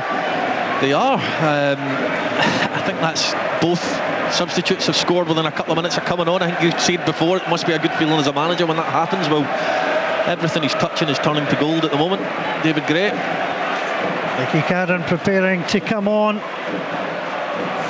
And it doesn't happen too often. He's coming on for his brother, who had the captain's armband temporarily with Martin Boyle going off. That's been handed to Dwight Gale. Chris Cadden will get a near standing ovation from the Hibs fans. Hand slaps from the Hibs players. It's less coming off more like a victory tour from Chris Cadden, but he's played well. Oh, he's been excellent. First half especially. Maybe he just caught our eye because he was playing right down below us, but he's been fantastic all afternoon. He really has. And brother for brother. Cadden for Cadden. Hibs leading by 3-0, and they're having a funny afternoon. And Charlie Riley's going to come on, and he makes his way off. So young Charlie Riley, 6th appearance off the bench this season for him, and he'll trot on. Interesting to hear what Tony Docherty says after the game. I think they've been a little bit soft today, Dundee. As I said, they've not been aggressive enough and going and pressing the ball, and I just think that third goal, whilst it is a good goal from Hibs' point of view, I'll say it again, far too passive from Dundee, just standing off them. Not wanting to stick your leg in. Mo Salah was guilty of it there, to be fair. He's been one of Dundee's better performance today, but felt like he could have impacted Dwight Gale and not made it as easy for him. So yeah, I mean, disappointed Tony Docherty, so interesting to hear how he sums the game up. Hibs 3, Dundee 0. Dundee currently on 34 points and have been minus 20 in terms of goals. That would be 1 point behind Kilmarnock, who are on minus 20. Ross County 35 points, minus 23. St Johnstone currently 29 points, minus 25. Hibs would move on to 53 points. Miller with the interception. Back to Finlay Robertson. Robertson up at the edge of the area. Tries to get it onto Charlie Riley.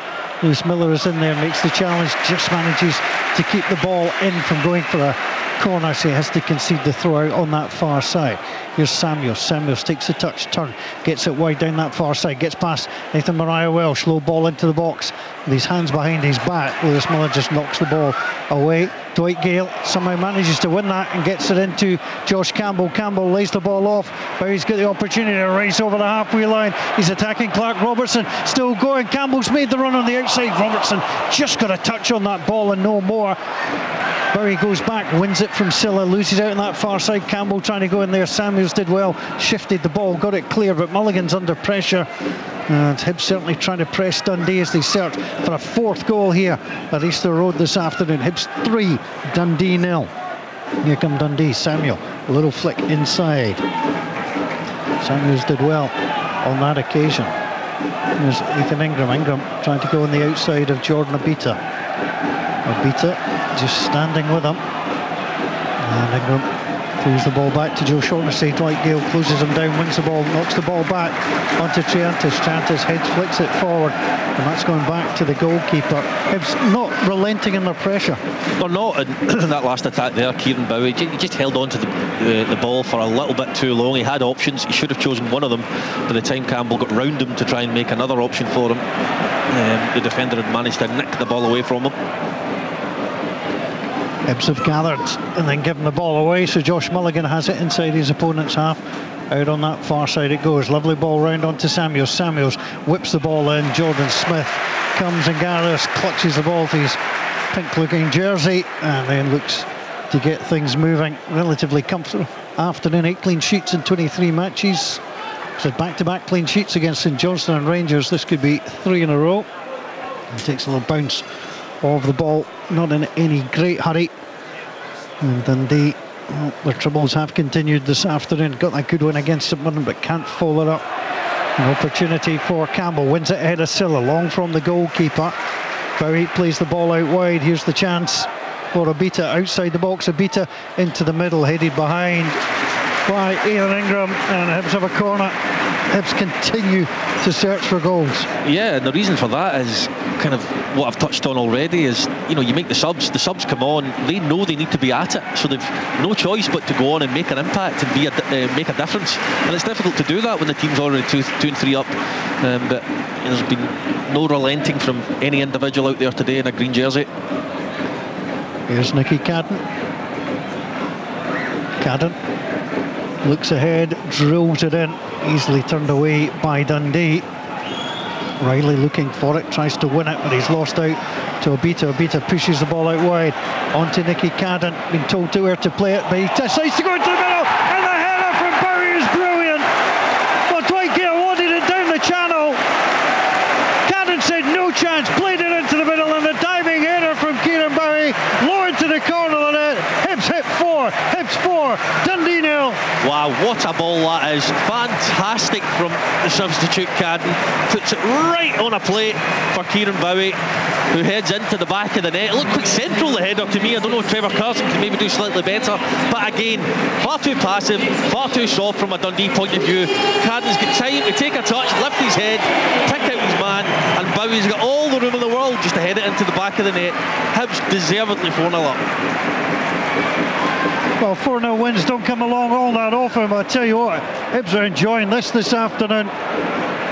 They're steamrolling Dundee at the moment. These matches have been usually pretty close over the years. I think the last time Hibs hit 4 against Dundee was in the League Cup back in November 2020. Malin, Nisbet, Dillon and Hallberg were the scorers on that occasion.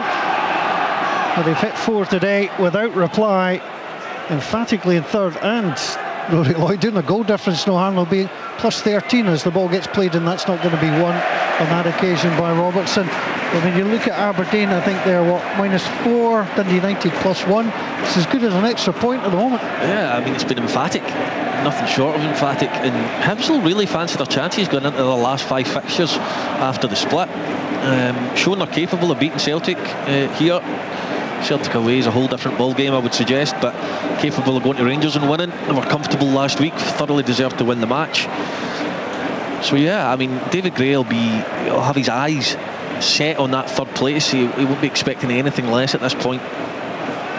This is Hibs' 17th home game of the season, so you suspect their split will be 2 home, 3 away. They might have to go to Paisley again.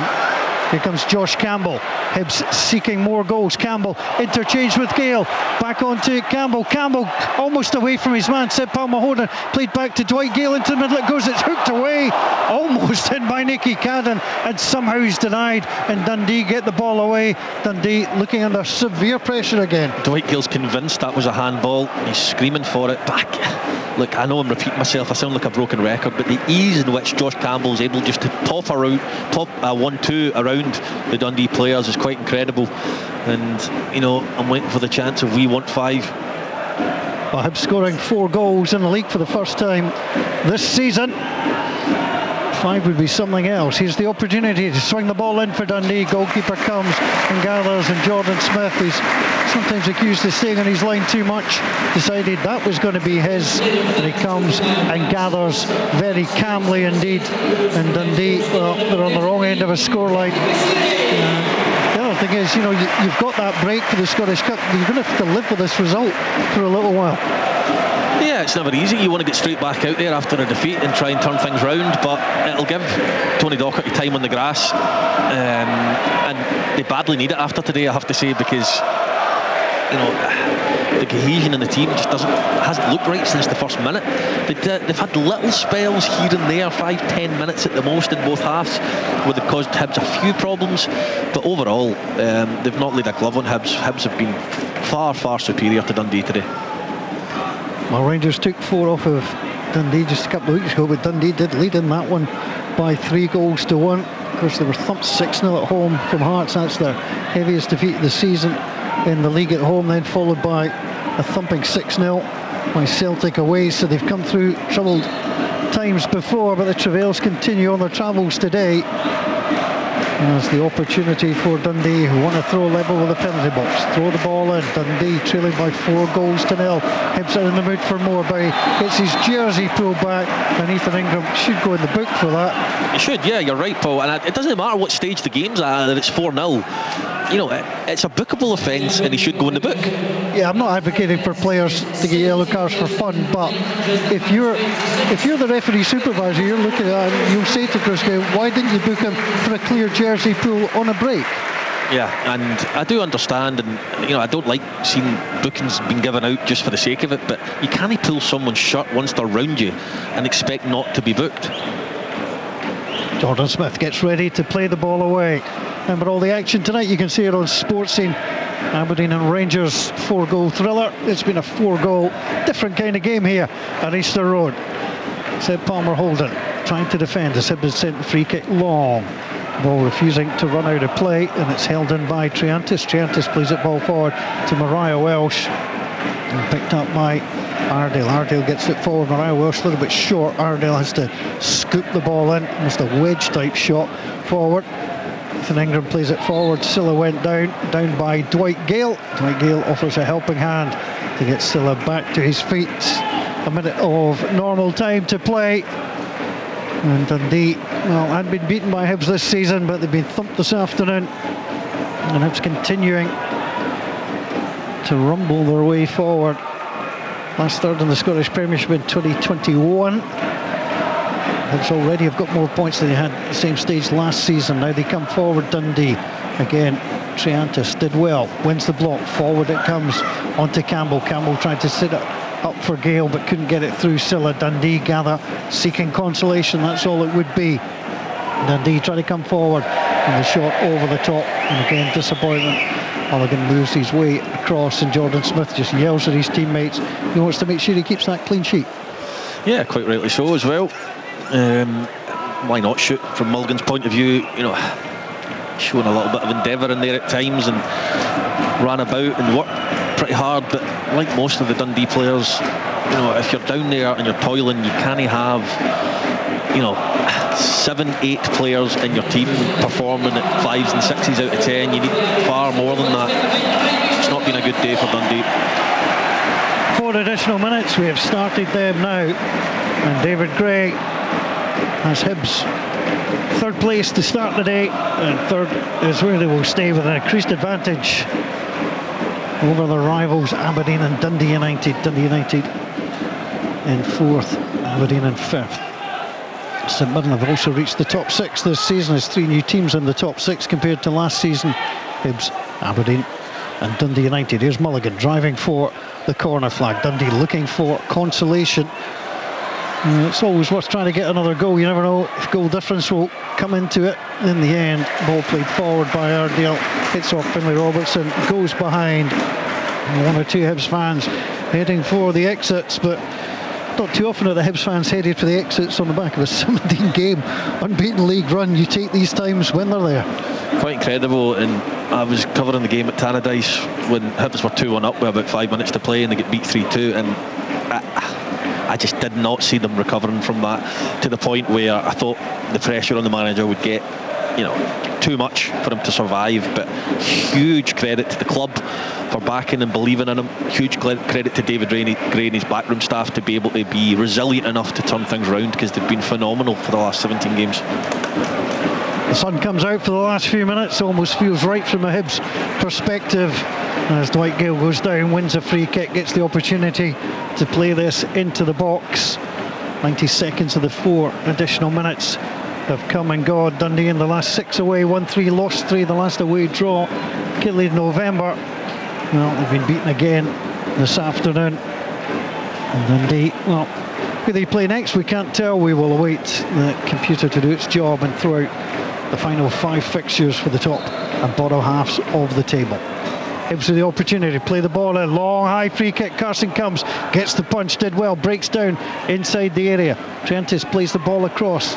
Opportunity to flick it in. Mariah Welsh, outrageous little ball into the box. It was knocked away. Tries to come back and get it again, but he can't do so. It's launched long. Simon Murray on that far side up against Jack Ardale. Ardale trying to hold him up. Simon Murray did well. It's out to Riley. Riley back to Samuels down the side. And the ball is out of play. As Miller went to ground, touched the ball, out of play. Dundee have a throw. Going to be thrown in by Dundee, trying to get things moving. Hibs looking to win 3 in the top flight without conceding for the first time since 2018, including a win against Dundee. They beat St Mirren, and they thumped Hamilton here by 6-0 emphatically. With blanked St Johnstone, Rangers, and now Dundee. Hibs 4, Dundee 0. Bushiri, Bowie, Gale and Bowie.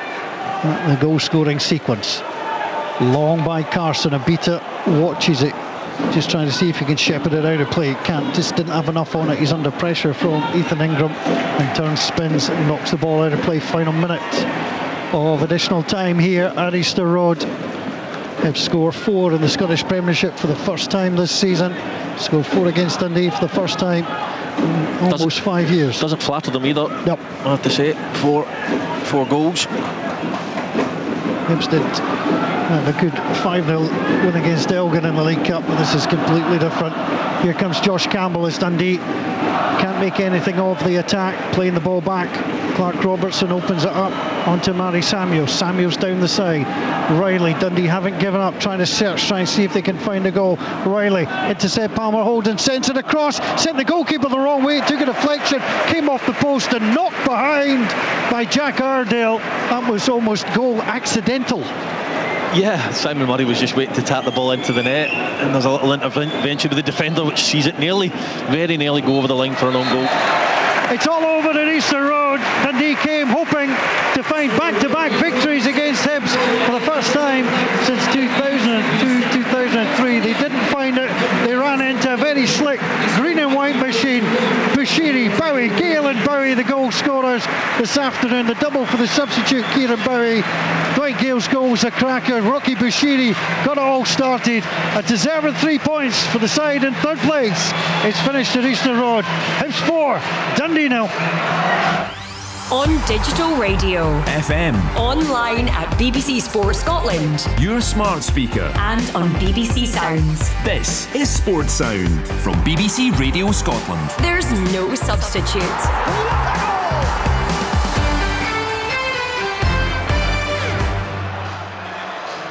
Just an absolutely brilliant afternoon for Hibernian. Yet another brilliant afternoon for that club. 17 games unbeaten. They're now within one match of the seasonal mark set by Celtic. They were unbeaten in 18 games from the start of the campaign. Hibernian now up to 17, and they move on to 53 points. They are 3 points clear of Dundee United in 4th, Aberdeen in 5th, and their goal difference is significantly better as well. They're plus 13, Dundee United plus 1, and Aberdeen minus 4. So that is, as things stand, that has got to be worth an additional point for the Easter Road side. Incredible, absolutely incredible run that they're on, and they brushed Dundee aside. You've got to say actually that the Seth Palmer Holden cross, which came off Ireland and almost went in for an OG, hit the post. That was the closest Dundee came to scoring throughout the course of the whole afternoon. So Hibernian 4, Dundee 0. Earlier it was Aberdeen 2, Rangers 2. Leighton Clarkson with a magnificent free kick for Aberdeen. Ross McCausland sent off in the 40th minute. A few minutes later, Papagay slotted home Aberdeen's second. They looked fair set to go on and claim 3 big points for them, but the 10 men of Rangers turned things round in the second half. Hamza Igamana with his 15th of the season, and then late on, deep into stoppage time, a magnificent curling effort from Yanis Hadji brought Rangers level, gave them the point, and ensured that at least arithmetically Celtic have to wait at least a fortnight before they can claim yet another title. 15 points the gap, 5 games to play. Celtic's goal difference is 42 better than their city rivals. So they will obviously win the title, but it is just not absolutely confirmed as things stand. It's been quite an afternoon. There have been 8 goals, 2 very different matches, you have to say. Rory Loy will be with us for the final part of the programme. Delighted to say we're also joined by Richard Foster, who will be able to give us his thoughts on the matches, and we'll also look back on the action from yesterday as well. Rory, that was a classy performance by David Gray's team, wasn't it? It was really enjoyable to be here and to witness it. I do think Dundee helped them at times, but they still got to go out and do the job. They passed the ball really well. The substitutes coming off the bench made a huge difference as well. Kieran Bowie looking every part the player the Hibs fans hope he can be on a consistent basis if he can stay injury free. Dwight Beale coming on and grabbing a goal. Cadden coming off the bench and getting the assist. His brother Cadden was excellent as well. There wasn't one player in that Hibs team who didn't play well. Miller, Iredale, Bashiri, the back 3 were phenomenal. Obita played his part as well. Just an all-round quality showing. The speed at which they moved the ball, the pace in which they switched it, got down the sides, hurt Dundee, clinicalness when the chances came along. It could have been worse for Dundee. Kuravic had shooting boots on, could have been 5s and 6s. So look, thoroughly deserved win for Hibs, and a pleasure to watch, I have to say, Richard. It's astonishing. I know that, and we've all talked so much about this, and yes, he's changed the formation. He's gone to that back 3 rather than the 4 that were playing. In the main, it's the same players that he's using, and they're not necessarily always in the same starting lineup, but essentially it's the same group of boys that he had in the early part of the season where they could not win for love nor money, and now they're just, you see the confidence coursing through everything they do, don't you? Yeah, I'll be totally honest with you, Richard. I've seen a side to Rocky Bashiri, and I said it during commentary, that I didn't think existed. I didn't think he had the ability to read the game as well as he's done in the last 6 months, to remain calm and not get involved in silly errors, silly sendings offs, bookings, whatever it may be. The level of consistency he's shown, as well as being able to read the game, I thought he was a traditional head it, kick it, defend the box and do as well as you can from that side of things, which, listen, there's a place in the game for those types of players, and many a player like that has made a good career out of being able to defend and clear their box. But that side of the game, that composure, that anticipating things before it happens and being in the right place, in the right position at the right time, is a side of the game that I never ever thought that Rocky Bashiri had in him. Now, whether that's down to the player himself or whether that's down to the coaching staff, more than likely a combination of everyone. But when you add in Lewis Miller as well, he split opinion here, to be honest. He was much maligned at times, and quite often, told he wasn't a good enough defender by actually, you look at Miller, you look at Bashiri, and the phrase bomb scare came to mind so often. I mean, they were so culpable in so much of what was going wrong defensively for Hibernian at times. Yeah, they were. I mean, covering the game up at Tannadice earlier in the season when they lost 2 goals in the last 5 minutes, Ekpatita was horrendous. He really was. He caused panic. His passing was wayward. O'Hora was the same that night. And then when they replaced these new signings with the tried and tested, I wouldn't say trusted at that point, Rocky Bashiri, you're right. Lewis Miller struggled at right back. He often did. He was okay going forward, but quite often was beaten one-on-one, offensively, and then positional sense was all over the shop. He struggled, and he seems to have fitted into this back three. And the part he played in that 4th goal was outstanding. It really was. Absolutely. It really was good. The balance with the wing backs as well. The 2 Karen brothers, Nobita, they can all play in that position and play it well. It suits them. There's no square pegs and round holes. Everyone's happy with where they're playing. Triantis looks a different player as well, and the balance of the team. And I can't say it enough how much credit David Gray deserves, because I'll be honest, after that Dundee fixture earlier in the season up at Dens Park, I just didn't see any way back. I thought it was inevitable, and when you get that amount of goodwill based on what you did in the playing career, you don't want to tarnish that. And it got to the point where I felt like if it goes on any further, that may happen. That goal in the Scottish Cup final will never be forgotten. However, you don't want to be remembered for ending things that way as the manager. And I thought it was heading that way, and my goodness me, did he prove me wrong. 17 games unbeaten, fantastic to watch today, well coached, well organised, clear ideas, clear identity on the pitch, good signings made. All the credit in the world goes to David Gray and his squad. I think back to some of the post-match interviews that David gave, and I thought he held himself a great dignity around that time when they were losing games, when they're on that terrible run, when nothing would go right for them. And there were a couple in particular I remember where you got the sense that David almost felt that was going to be it, that probably his time was up. He didn't shy away from it. He completely owned up to the fact that it wasn't good enough. You mentioned that, I think, during commentary. All credit to the Easter Road board, who clearly saw something in David and were prepared to stick with him, to give him the chance to prove that he could put his tactical thinking, his abilities into positive action. Yeah, and one thing, it may be quite a small thing, but that night up at Tannadice, he was under pressure. They were 2-1 up with 5 minutes to go. He conceded 2 late goals. He lost the game 3-2. And he went round and he shook every single Dundee United player's hand that night, and he did the same today after the match, and that has kind of been a measure of him and how he's dealt with everything. He's never changed, he's never fluctuated. Yes, he's changed shape, and he's an advocate for being able to look at things and change things when he has to. It was kind of by default, he kind of fell into it, you could argue, but he does deserve huge praise, and the way he's spoken after the games, you have to say he's always been pretty accurate and measured in his assessments. He's never got too flustered at all, and I can imagine that's difficult when you're under pressure. There's people who look unflappable that are still able to lose their head, but he's never ever even been close to doing that, and he deserves massive praise. Richard Forster is with us. I assume you were doing the telly commentary, Rich, were you? No, I'm doing sports in this evening. You're doing sports tonight. Yeah. Well, nice of you to come in early and just give us the benefit of your wisdom for the next little part of the programme. You thoroughly enjoyed watching Hibernian this afternoon, did you? Yeah, I thought the start of the game really well. Just to move the ball really well. Callum Davidson and I are watching it, and it took Junior Hoylett in the first half. Really intelligent football player, picks up great spaces down the sides of Silla.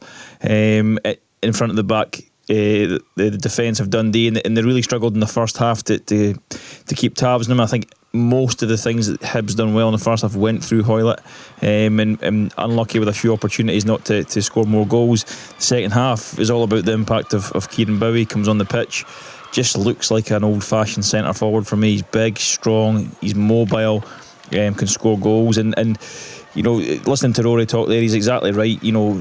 You know what you're getting from Hibs now. They know what they are as a team. They know where their strengths are. They don't make defensive errors. They're clinical with their defending. They're clean with their defending. They're composed. They're controlled with it. The defence set plays really well, and then they've got players at the top end of the pitch and through midfield that can cause real problems. And I thought Dundee really struggled to deal with Hibs' movement off the ball, but also the way Hibs moved the ball. And to be fair, you look at squad depth and quality, they've recruited really well because they're bringing players up. They're bringing Bowie off the bench. Yeah, just talking on that. He got the man of the match. It's Premier Sports, we're covering it live on the telly, and they've done the interview at the end there. I've just watched it. They've got Mihaly Kuharevich and Kieran Bowie together, and they've got Kuharevich giving the man who replaced him and scored 2 goals the trophy or the bottle as man of the match. That's rubbing salt into the wounds, isn't it? It certainly is, but the way the game's played now, and everybody talks about it's not just the 11 at the start of the game. There's so much energy goes into these games that managers always want to freshen things up and keep the same level of intensity on the pitch. So that's obviously what David Gray does. Strikers, sometimes you're the guy who runs the defence ragged and makes way for your teammates. Sometimes you're the guy that scores all the goals, and today it was Bowie. But you're right, you've came off, this guy's came on for you, he scored 2 and set 1 up. You done nothing when you were on the pitch. You're given the player of the match. But no, it's a fantastic game. 30 minutes from him, and like I say, I just like him. I like the way he is, but he's coming into a really strong Hibs side, and that is always helpful. Yeah, actually, I mean, Clayton Martin Boyle has been the go-to for goals, and he's once again been that this season. But there's nobody else even close to double figures. But you've got Bowie and Cadden, you've got Gale, you've got Kuharevich on 5, you've got Bashiri, Campbell, Hoylett on 4. A few others coming in with 3 goals. I mean, there's backup across the team, and they always seem to have, nowadays, they just always seem to have so many threats, don't they? Well, yeah, and I think that's the sign of a good team. A lot. You look at, for example, with all respect, you look at Dundee and the goals that Simon Murray scored. They're down at the bottom of the league. I know defensively they concede too many goals, but they've got 1 goal scorer on their team. And that tends to be the case for a lot of sides. They get 1 main goal scorer, but when you can spread those goals around, and when you can bring players off the bench and come on and contribute the way Bowie has there, among others, Cadden coming on for his brother and whipping in a fantastic cross. When you've got that quality coming in off the bench, that strength and depth, that's why Hibs are third in the table. That's why they've been absolutely flying. Again, go back to what Rory said, full credit to Hibs for sticking with David Gray. He's a young manager, but full credit, I think he deserves so much credit, because not only has he got Hibs on this fantastic run, but he's changed quite a few things, the formation, the personnel, the way they play. And a good coach, a good manager is able to make changes not only in game but from game to game, and he's certainly shown that he can do that. They've actually, Kieran Bowie, because he come on as our second half sub, he's had to go and join I'm just watching that now. Brilliant. Yeah, you've had your man of the match award, you've got your 2 goals, right? Go out and do some laps. Richard, do you believe Sandy Clark made me do that after the Copenhagen game? Wow. And you were the hero that night, Rich. Well, some would say that, my parents, but it's it keeps his feet in the ground though. Yeah. I've got to say, like you, I like him. I think he's the kind of just a good striker. You think he's going to cause problems. He's going to score goals. He's always going to be part of the play there. And Rory was talking to you in the commentary. He's talked about it actually as I've been chatting to him as well, about it's not just the transformation of the team, it's the transformation of some of the individuals. And he had pointed to Bashiri and Miller. And actually, I just watching reruns of some of the goals there. Miller, there he is. He's one of the back 3, and he's up there in the kind of inside left channel, running on the ball, going to the byline and crossing perfectly. Yeah, he's the right side of the back 3 as well. He steps into the middle of the pitch, but I think when you're playing as part of a confident team, a team who are doing really well, he knows that he can step in there, he can play the ball wide, he can continue his run, because he knows if the ball breaks down, someone else will cover his position. You didn't see that as much from Dundee because they're a completely different mindset. You're down at the bottom of the league, kind of struggling. I know they've won their last couple of games, but when you're that bottom six, certainly it's a precarious place to be. But you see Hibs full of confidence, they're able to move out of position, someone else will fill in from. But brilliant run from Miller, and I think someone like Bushiri, you touch on there, is simplify your game. Be a defender. Use your assets. He's strong as an ox. He's quick. He's actually good at the ball at his feet.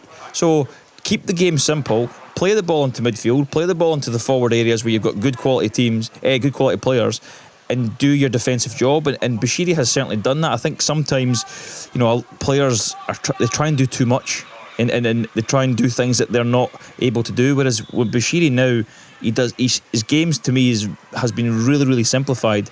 But he was excellent today. I think he was the man. He was the Hibs supporters man of the match at the game. And I think there's a case for that as well. He scores a goal, they keep a clean sheet.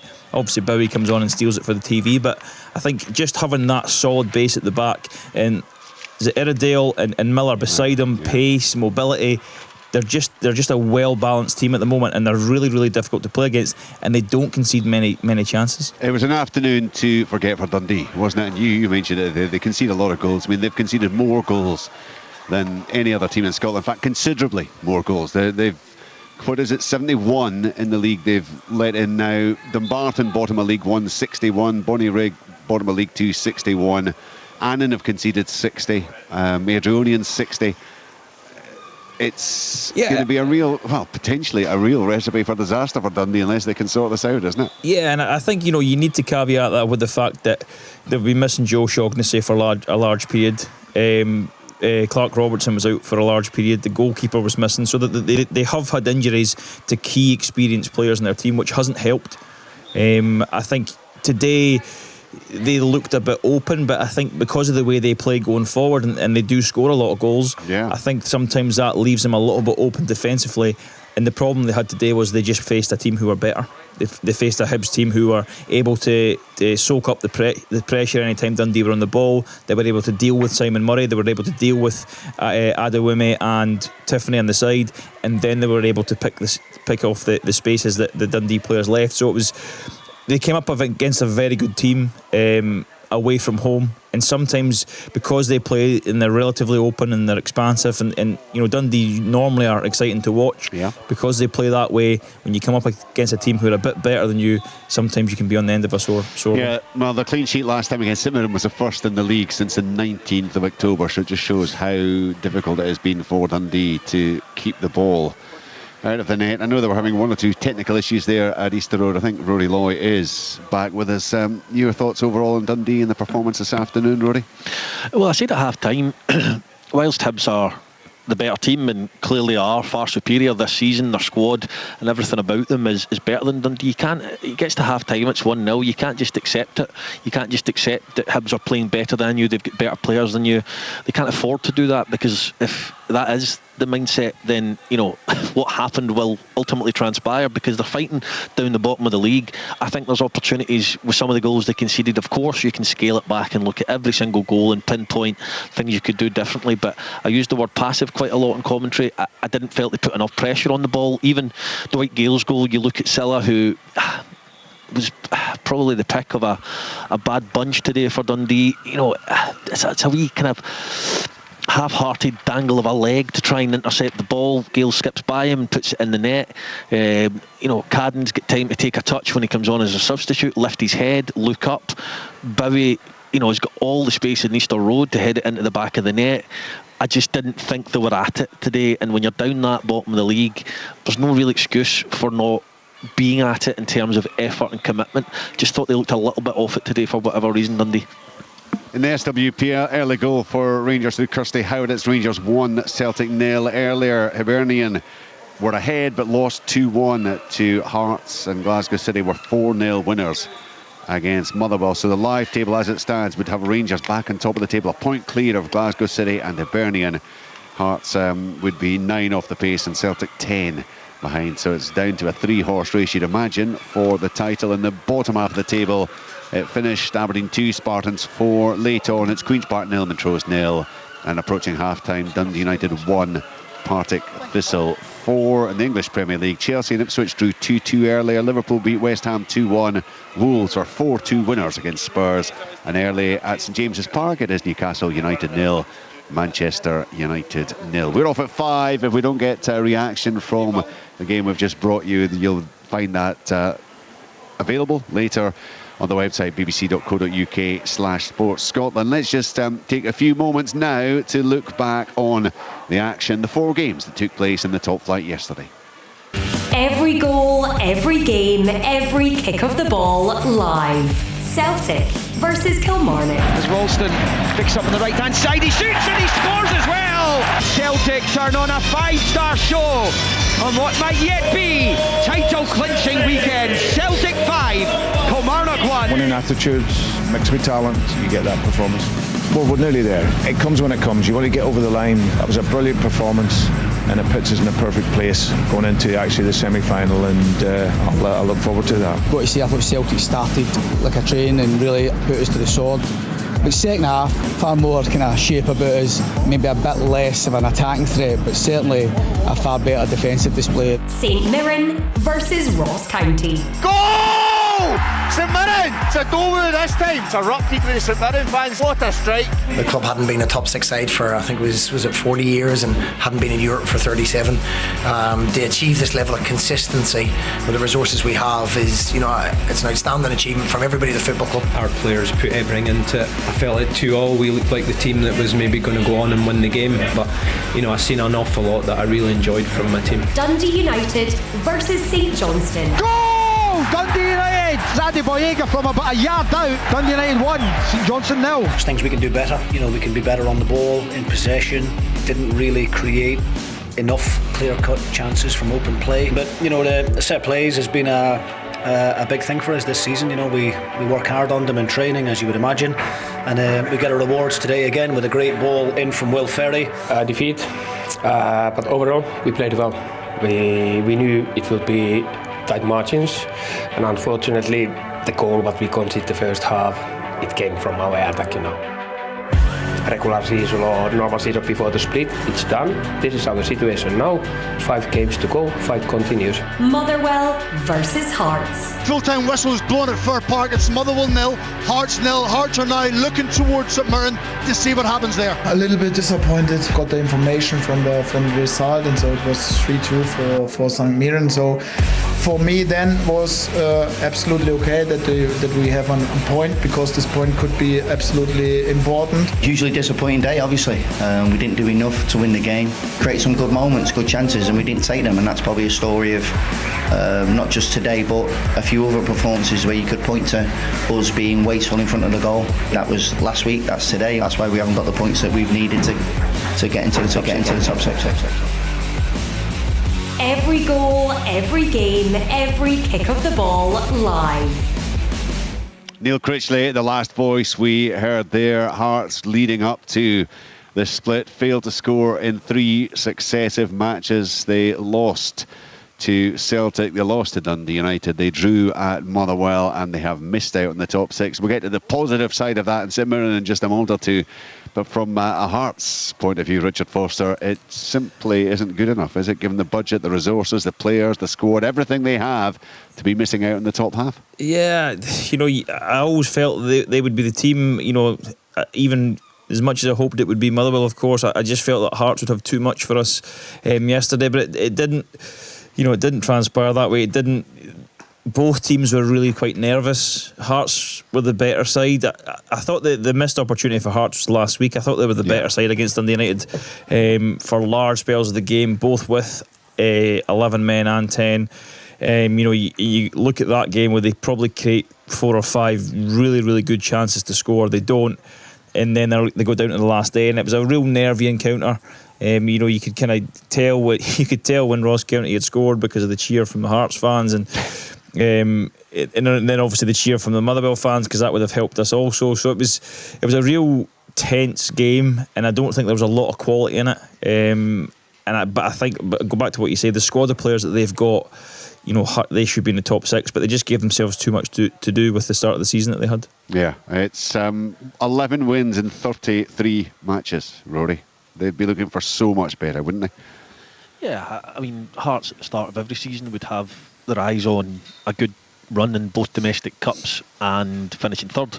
I think that's the aim of Hibs, Aberdeen and Hearts every season. Dundee United possibly, as much as they're close and they might get third, I don't think at the start of this season that was probably projected in the plans. Top 6, yes, but not finishing third.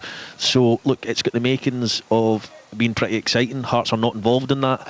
They find themselves on 40 points. A win or two very early on in the post-split fixtures puts them in no man's land. The best outcome for that is, of course, being able to plan, assess for next season, because you're able to look ahead to that without any concerns really of being relegated, and you're not kind of concentrating on getting third and fourth because it's not attainable. So that is the silver lining, but it's a very, very, very small silver lining. What will now be inevitably a really disappointing into the league season. Yeah, I mean, below them, I mean, would they look over their shoulder? I mean, surely not. Motherwell 39 points. So, Richard, Kilmarnock, Ross County both 35, Dundee 34. So you couldn't see a scenario where I don't think it would be arithmetically possible actually for all those teams to get as many points as they needed to all overtake Hearts. So they're not going to have that. It is just going to be a case of treading water between now and the end of the season, and from the manager's point of view, trying to come up with positives every week to try to keep the fans engaged. Really difficult. That's hard as well. Yeah. Sorry to cut in. The way to do that for me is if you're pretty much safe. Give your young players an opportunity. Yeah.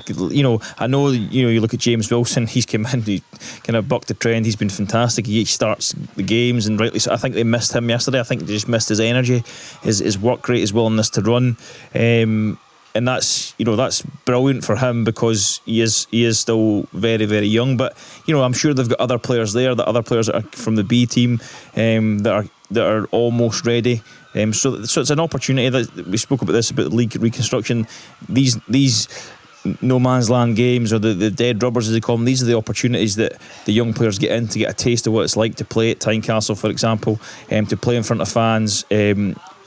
As many fans, So in terms of how you end the season positively, hopefully they can bed in a few younger players that stands them in good stead for next season. The point could be important for Motherwell, as you mentioned. They're obviously 4 and then 5 points clear of the three sides immediately below them, and certainly in no danger of even contemplating automatic relegation. As for the top 6, it will be, the likelihood is that's as high as it'll get for St Mirren. It's a lot to catch up either Dundee United or Aberdeen, and 50 points, the 9 adrift. But what an achievement. 3 years in a row, Richard, with Stephen Robinson, St Mirren to be in the top half of the table. Yeah, it's a fantastic achievement. You hear them talk about the budget and the resources that they have. It's a huge achievement. And you know what? They get the ball forward early and they get the ball into the box and they make teams defend. And I think a lot of times, and we try and glamorise football too much, and we talk about the beautiful game and wanting to see 1,000 passes. You know what? I want to see attempts at goals and blocks and shots and tackles, and that's what St Mirren bring for me. And they're very, very difficult to play against. They put you under pressure constantly. You don't get a second to kind of breathe in the game. And it's effective, and it has been effective. And you know what? See, when the ball gets on the ground in the opposition half, they actually play some decent football as well. They get the ball forward early, but then when it comes down, they actually play. They just don't typically play a lot of football in their own half. And you know what? I like it. I like the kind of directness of it. I like the fact that they then just go and attack teams. Yeah. They're not playing, like I said, they're not playing 20, 25 passes in their own half to get the ball turned over to be conceding a chance at goal. They do that kind of thing in the opposition's half, and invariably they get the chance at goal. So I've got full respect for Robinson, and fantastic achievement for them again in the top 6. And now they can relax because they're not going to catch Aberdeen. So it's an opportunity. I think possibly young Mooney's he might be injured, but I think Penman at right back. go and give them the last 5 games. So then next season when they come back in, they're viable first team options because they've got enough games under their belt to be included in your squad. And financially, it's a boon for St Mirren as well, isn't it? I mean, you've got that additional prize money, Rory, but you've also got the increased gates, probably in the second or the final part of the season. Yeah, not probably, definitely. I would suggest that fans want to see. You're playing against the best teams in the country, and that's what the top 6 gets you. That's what it earns you. I agree with both of you. They're not going to finish any higher than 6th. However, I think it's just the prestige as well, Richard, of being top 6 three years on the bounce. Obviously, they qualified for Europe last season, but we don't say these things flippantly about how big an achievement it is, because I've played in St Mirren, I've played for Dundee, that type of club in the Premier League. It is tough. I've missed out on the top 6 on the last day pre-split, sorry. I know the disappointment, I know how much it hurt club, I know what's on the line for clubs who are vying for that type of position, and for St Mirren to have done that for 3 years in a row, and I think this year is actually, even though they're not going to finish as high as they did last year, I think it's the most impressive, because I think it's the most competitive the league has been for a number of years. When you look at that top 6, really at the start of the season you're looking at Celtic and Rangers. You would expect Hibs and Hearts and Aberdeen and Dundee United possibly. These are the kind of makeup of Scottish football, these teams, the biggest clubs in the country. There wasn't a lot of room for error for anybody to make it into that top 6. For St Mirren to have done that this season, I think is the most impressive one yet, despite the fact they will finish slightly lower than they did last year. Right, just last few minutes. Just a word about Celtic, of course. Disappointment last week, losing to St Johnstone. They knew that they couldn't clinch it themselves yesterday, but my goodness, they went out, and as we heard Derek McInnes say there, they went out and did a job in Kilmarnock in the first 30 minutes or so, didn't they? Yeah, and I fully expected that to be the case. Celtic this season, one of the things they've done really well is anytime they've been disappointing, anytime they've played below par for their standards, the next game they've come back and they've been unstoppable really, and you watch the game and it's a different game. I get that it's at Celtic Park with a home crowd, the pitch is way better, but you go if you even got halfway towards that against St Johnstone, you win the game, and that'll be the disappointing thing for Brendan Rodgers, because that should have been the title clincher yesterday. But you hear his interview and it doesn't. We all know Celtic are winning the league, so it's just a matter of time. But that's a performance of champions. That's why they're going to win the league, because they can reach that level, and when they do, no team in Scotland can deal with them. Right, the bottom of the table, St Johnstone 29 points, Dundee 34, Ross County, then Kilmarnock on 35. The other side's in the bottom 6, Motherwell 39 and Hearts 40. Is it between, Rory, do you think, Killie, Ross County, Dundee for that 11th spot, or can St Johnstone yet have a part to play in that? Well, it'll be interesting to see what the fixture list throws up, Richard. I don't think St Johnstone can be dismissed as potentially finishing 11th. I don't think they'll get higher than that, but I think if their first fixture is at home, and it's at home to Dundee or Kilmarnock, and they can get a victory out of that, you never know where that momentum can take you. I wouldn't be sitting here saying I'm convinced St Johnstone are relegated, because I'm not. No. I think they could finish 11th, I really do, and then it would put a surprise package, you would have to say, in Dundee or Kilmarnock, and real bother. Ross County, I worry for them slightly, just based on the fact that they've never really been down there most of the season, and it's just coming at a bad time for them. Is it their turn? 4 defeats in a row now. Yeah, is it their turn to maybe have that wee shot at the worst time possible of sitting down near the bottom of the league? My gut tells me that Kilmarnock and Dundee will be okay, but I think I've been saying that for months now, and it's not really happened. And there's a lot of talk about league reconstruction, etc. I personally like things the way they are. I really do. I think yesterday was a good advocate of the split. I think the next 5 fixtures, taking us to the end of the season, will be a massive advocate of all the teams who are after the same thing, all playing against each other. I think it's brilliant. Yeah, it's going to be absolutely dramatic, you imagine. And it's very difficult right now, with any great confidence, Richard, to accurately predict what is going to happen. Yeah, and to be honest with you, Richard, I genuinely don't care, as long as Motherwell get enough points. I don't care if St Johnstone get 10th, if Dundee go down, if Ross County go down. And I know I'm saying that, St Johnstone and Ross County, 2 of my former teams, but you become a fan of the team that you work for. Of course. And all I want is Motherwell to get enough points to be safe. We've all agreed that Hearts 1 point ahead of Motherwell are absolutely fine. So why are you worrying about Motherwell? Because, Rich, see until that final game's done and we have enough points.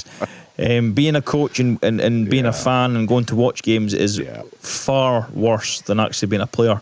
So until it's done, until we've got a relegation team relegated, and a team in that relegation playoff, then I won't relax. So I genuinely don't care what the makeup of the bottom half of the table is. It's horrible, isn't it, Richard? Both being in football and things, everything's on hold at this point in the season until absolutely. You get safe. Dundee, Ross County, Kilmarnock, they can't start thinking about next year. They can't offer contracts out. They can't offer renewals, etc. at all until, as Richard says, you're guaranteed safety. Oh my goodness, it's going to be dramatic. We will have it all for you, of course, here on Sports. And huge thanks to Rory and to Richard for popping up. Make sure you join Richard and Callum Davidson and the guys on Sports Scene tonight, 7:15 BBC Scotland channel. They'll have all the action from yesterday and extended highlights from two cracking matches, two very different matches. Today, Aberdeen 2, Rangers 2 and Hibernian 4. Dundee 0. In the week ahead, the Scottish Football Daily podcast is out Monday to Friday. And remember, live commentary, Athletic Bilbao against Rangers in the second leg in the Europa League tie. That coverage will start at 6 o'clock on Thursday. Hope you've enjoyed your afternoon with us as I sit here in a deserted Pittodrie watching doors close and be locked all around me. I could be here for a long time, but enjoy your evening on Sunday. Across Scotland, with the latest news, every kick of the ball, music and culture. On digital radio, BBC Sounds, and your smart speaker. Play BBC Radio Scotland.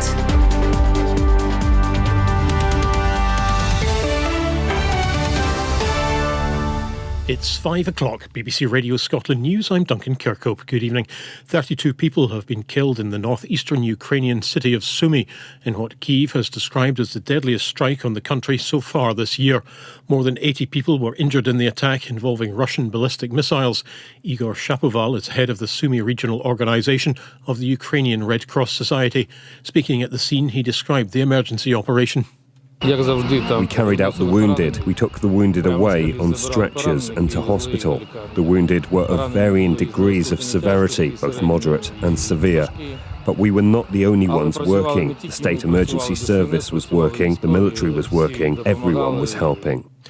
Police say they have found no evidence of criminality in an investigation into alleged inappropriate messages sent by Edinburgh City Council's former leader. Cammy Day stepped down in December and was suspended by the Labour Party, pending the outcome of the police probe.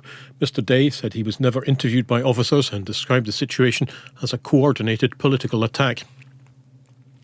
The UK government's Business Secretary, Jonathan Reynolds, has declined to give assurances that Scunthorpe's blast furnaces will keep burning after the government took action to save British Steel's plant. He said yesterday's emergency legislation would give the opportunity for that to happen, but it's unclear whether the raw materials needed can be sourced. Here's our political correspondent, Jack Fenwick. The blast furnaces at Scunthorpe are the only ones left in the UK, with the raw materials needed to keep them burning quickly running out. Yesterday, the government stepped in. But this morning, the Business Secretary still couldn't guarantee the furnaces would be saved. Jonathan Reynolds said he couldn't share details about whether crucial coking coal would arrive in time. China has welcomed the US move to scrap import taxes on some electronic items.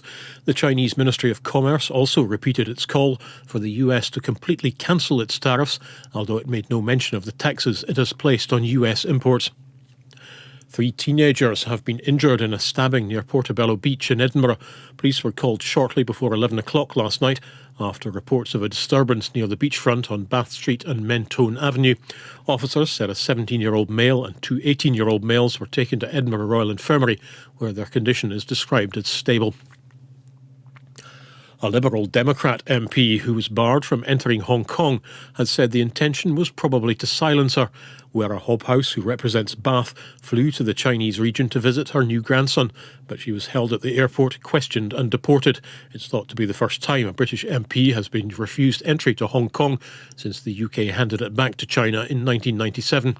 Speaking to the BBC's Newscast podcast, she said MPs shouldn't be treated in this way. It is very chilling that authoritarian countries can treat us in this way. Until now, I think there had been a diplomatic understanding that we might have different values, different political ideas, but there is some sort of basic rule in which we allow politicians into each other's countries, and that sort of basic understanding seems to be collapsing.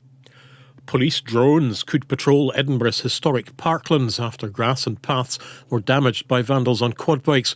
Riders wearing masks have churned up parts of the Meadows and Bruntsfield links.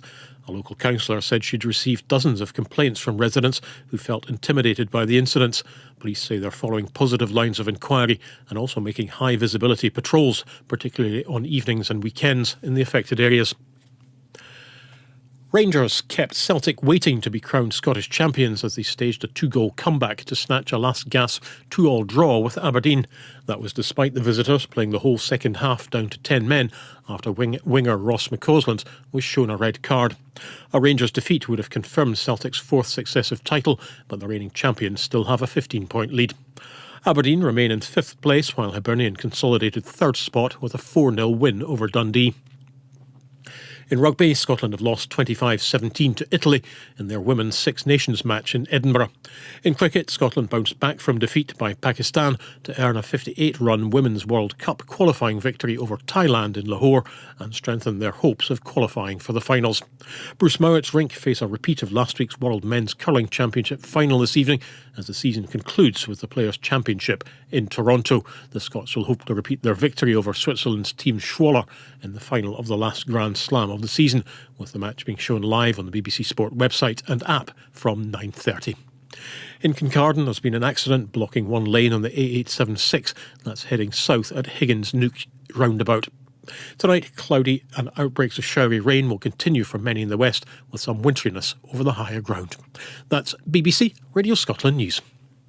Your requests with Gary Innes on BBC Radio Scotland.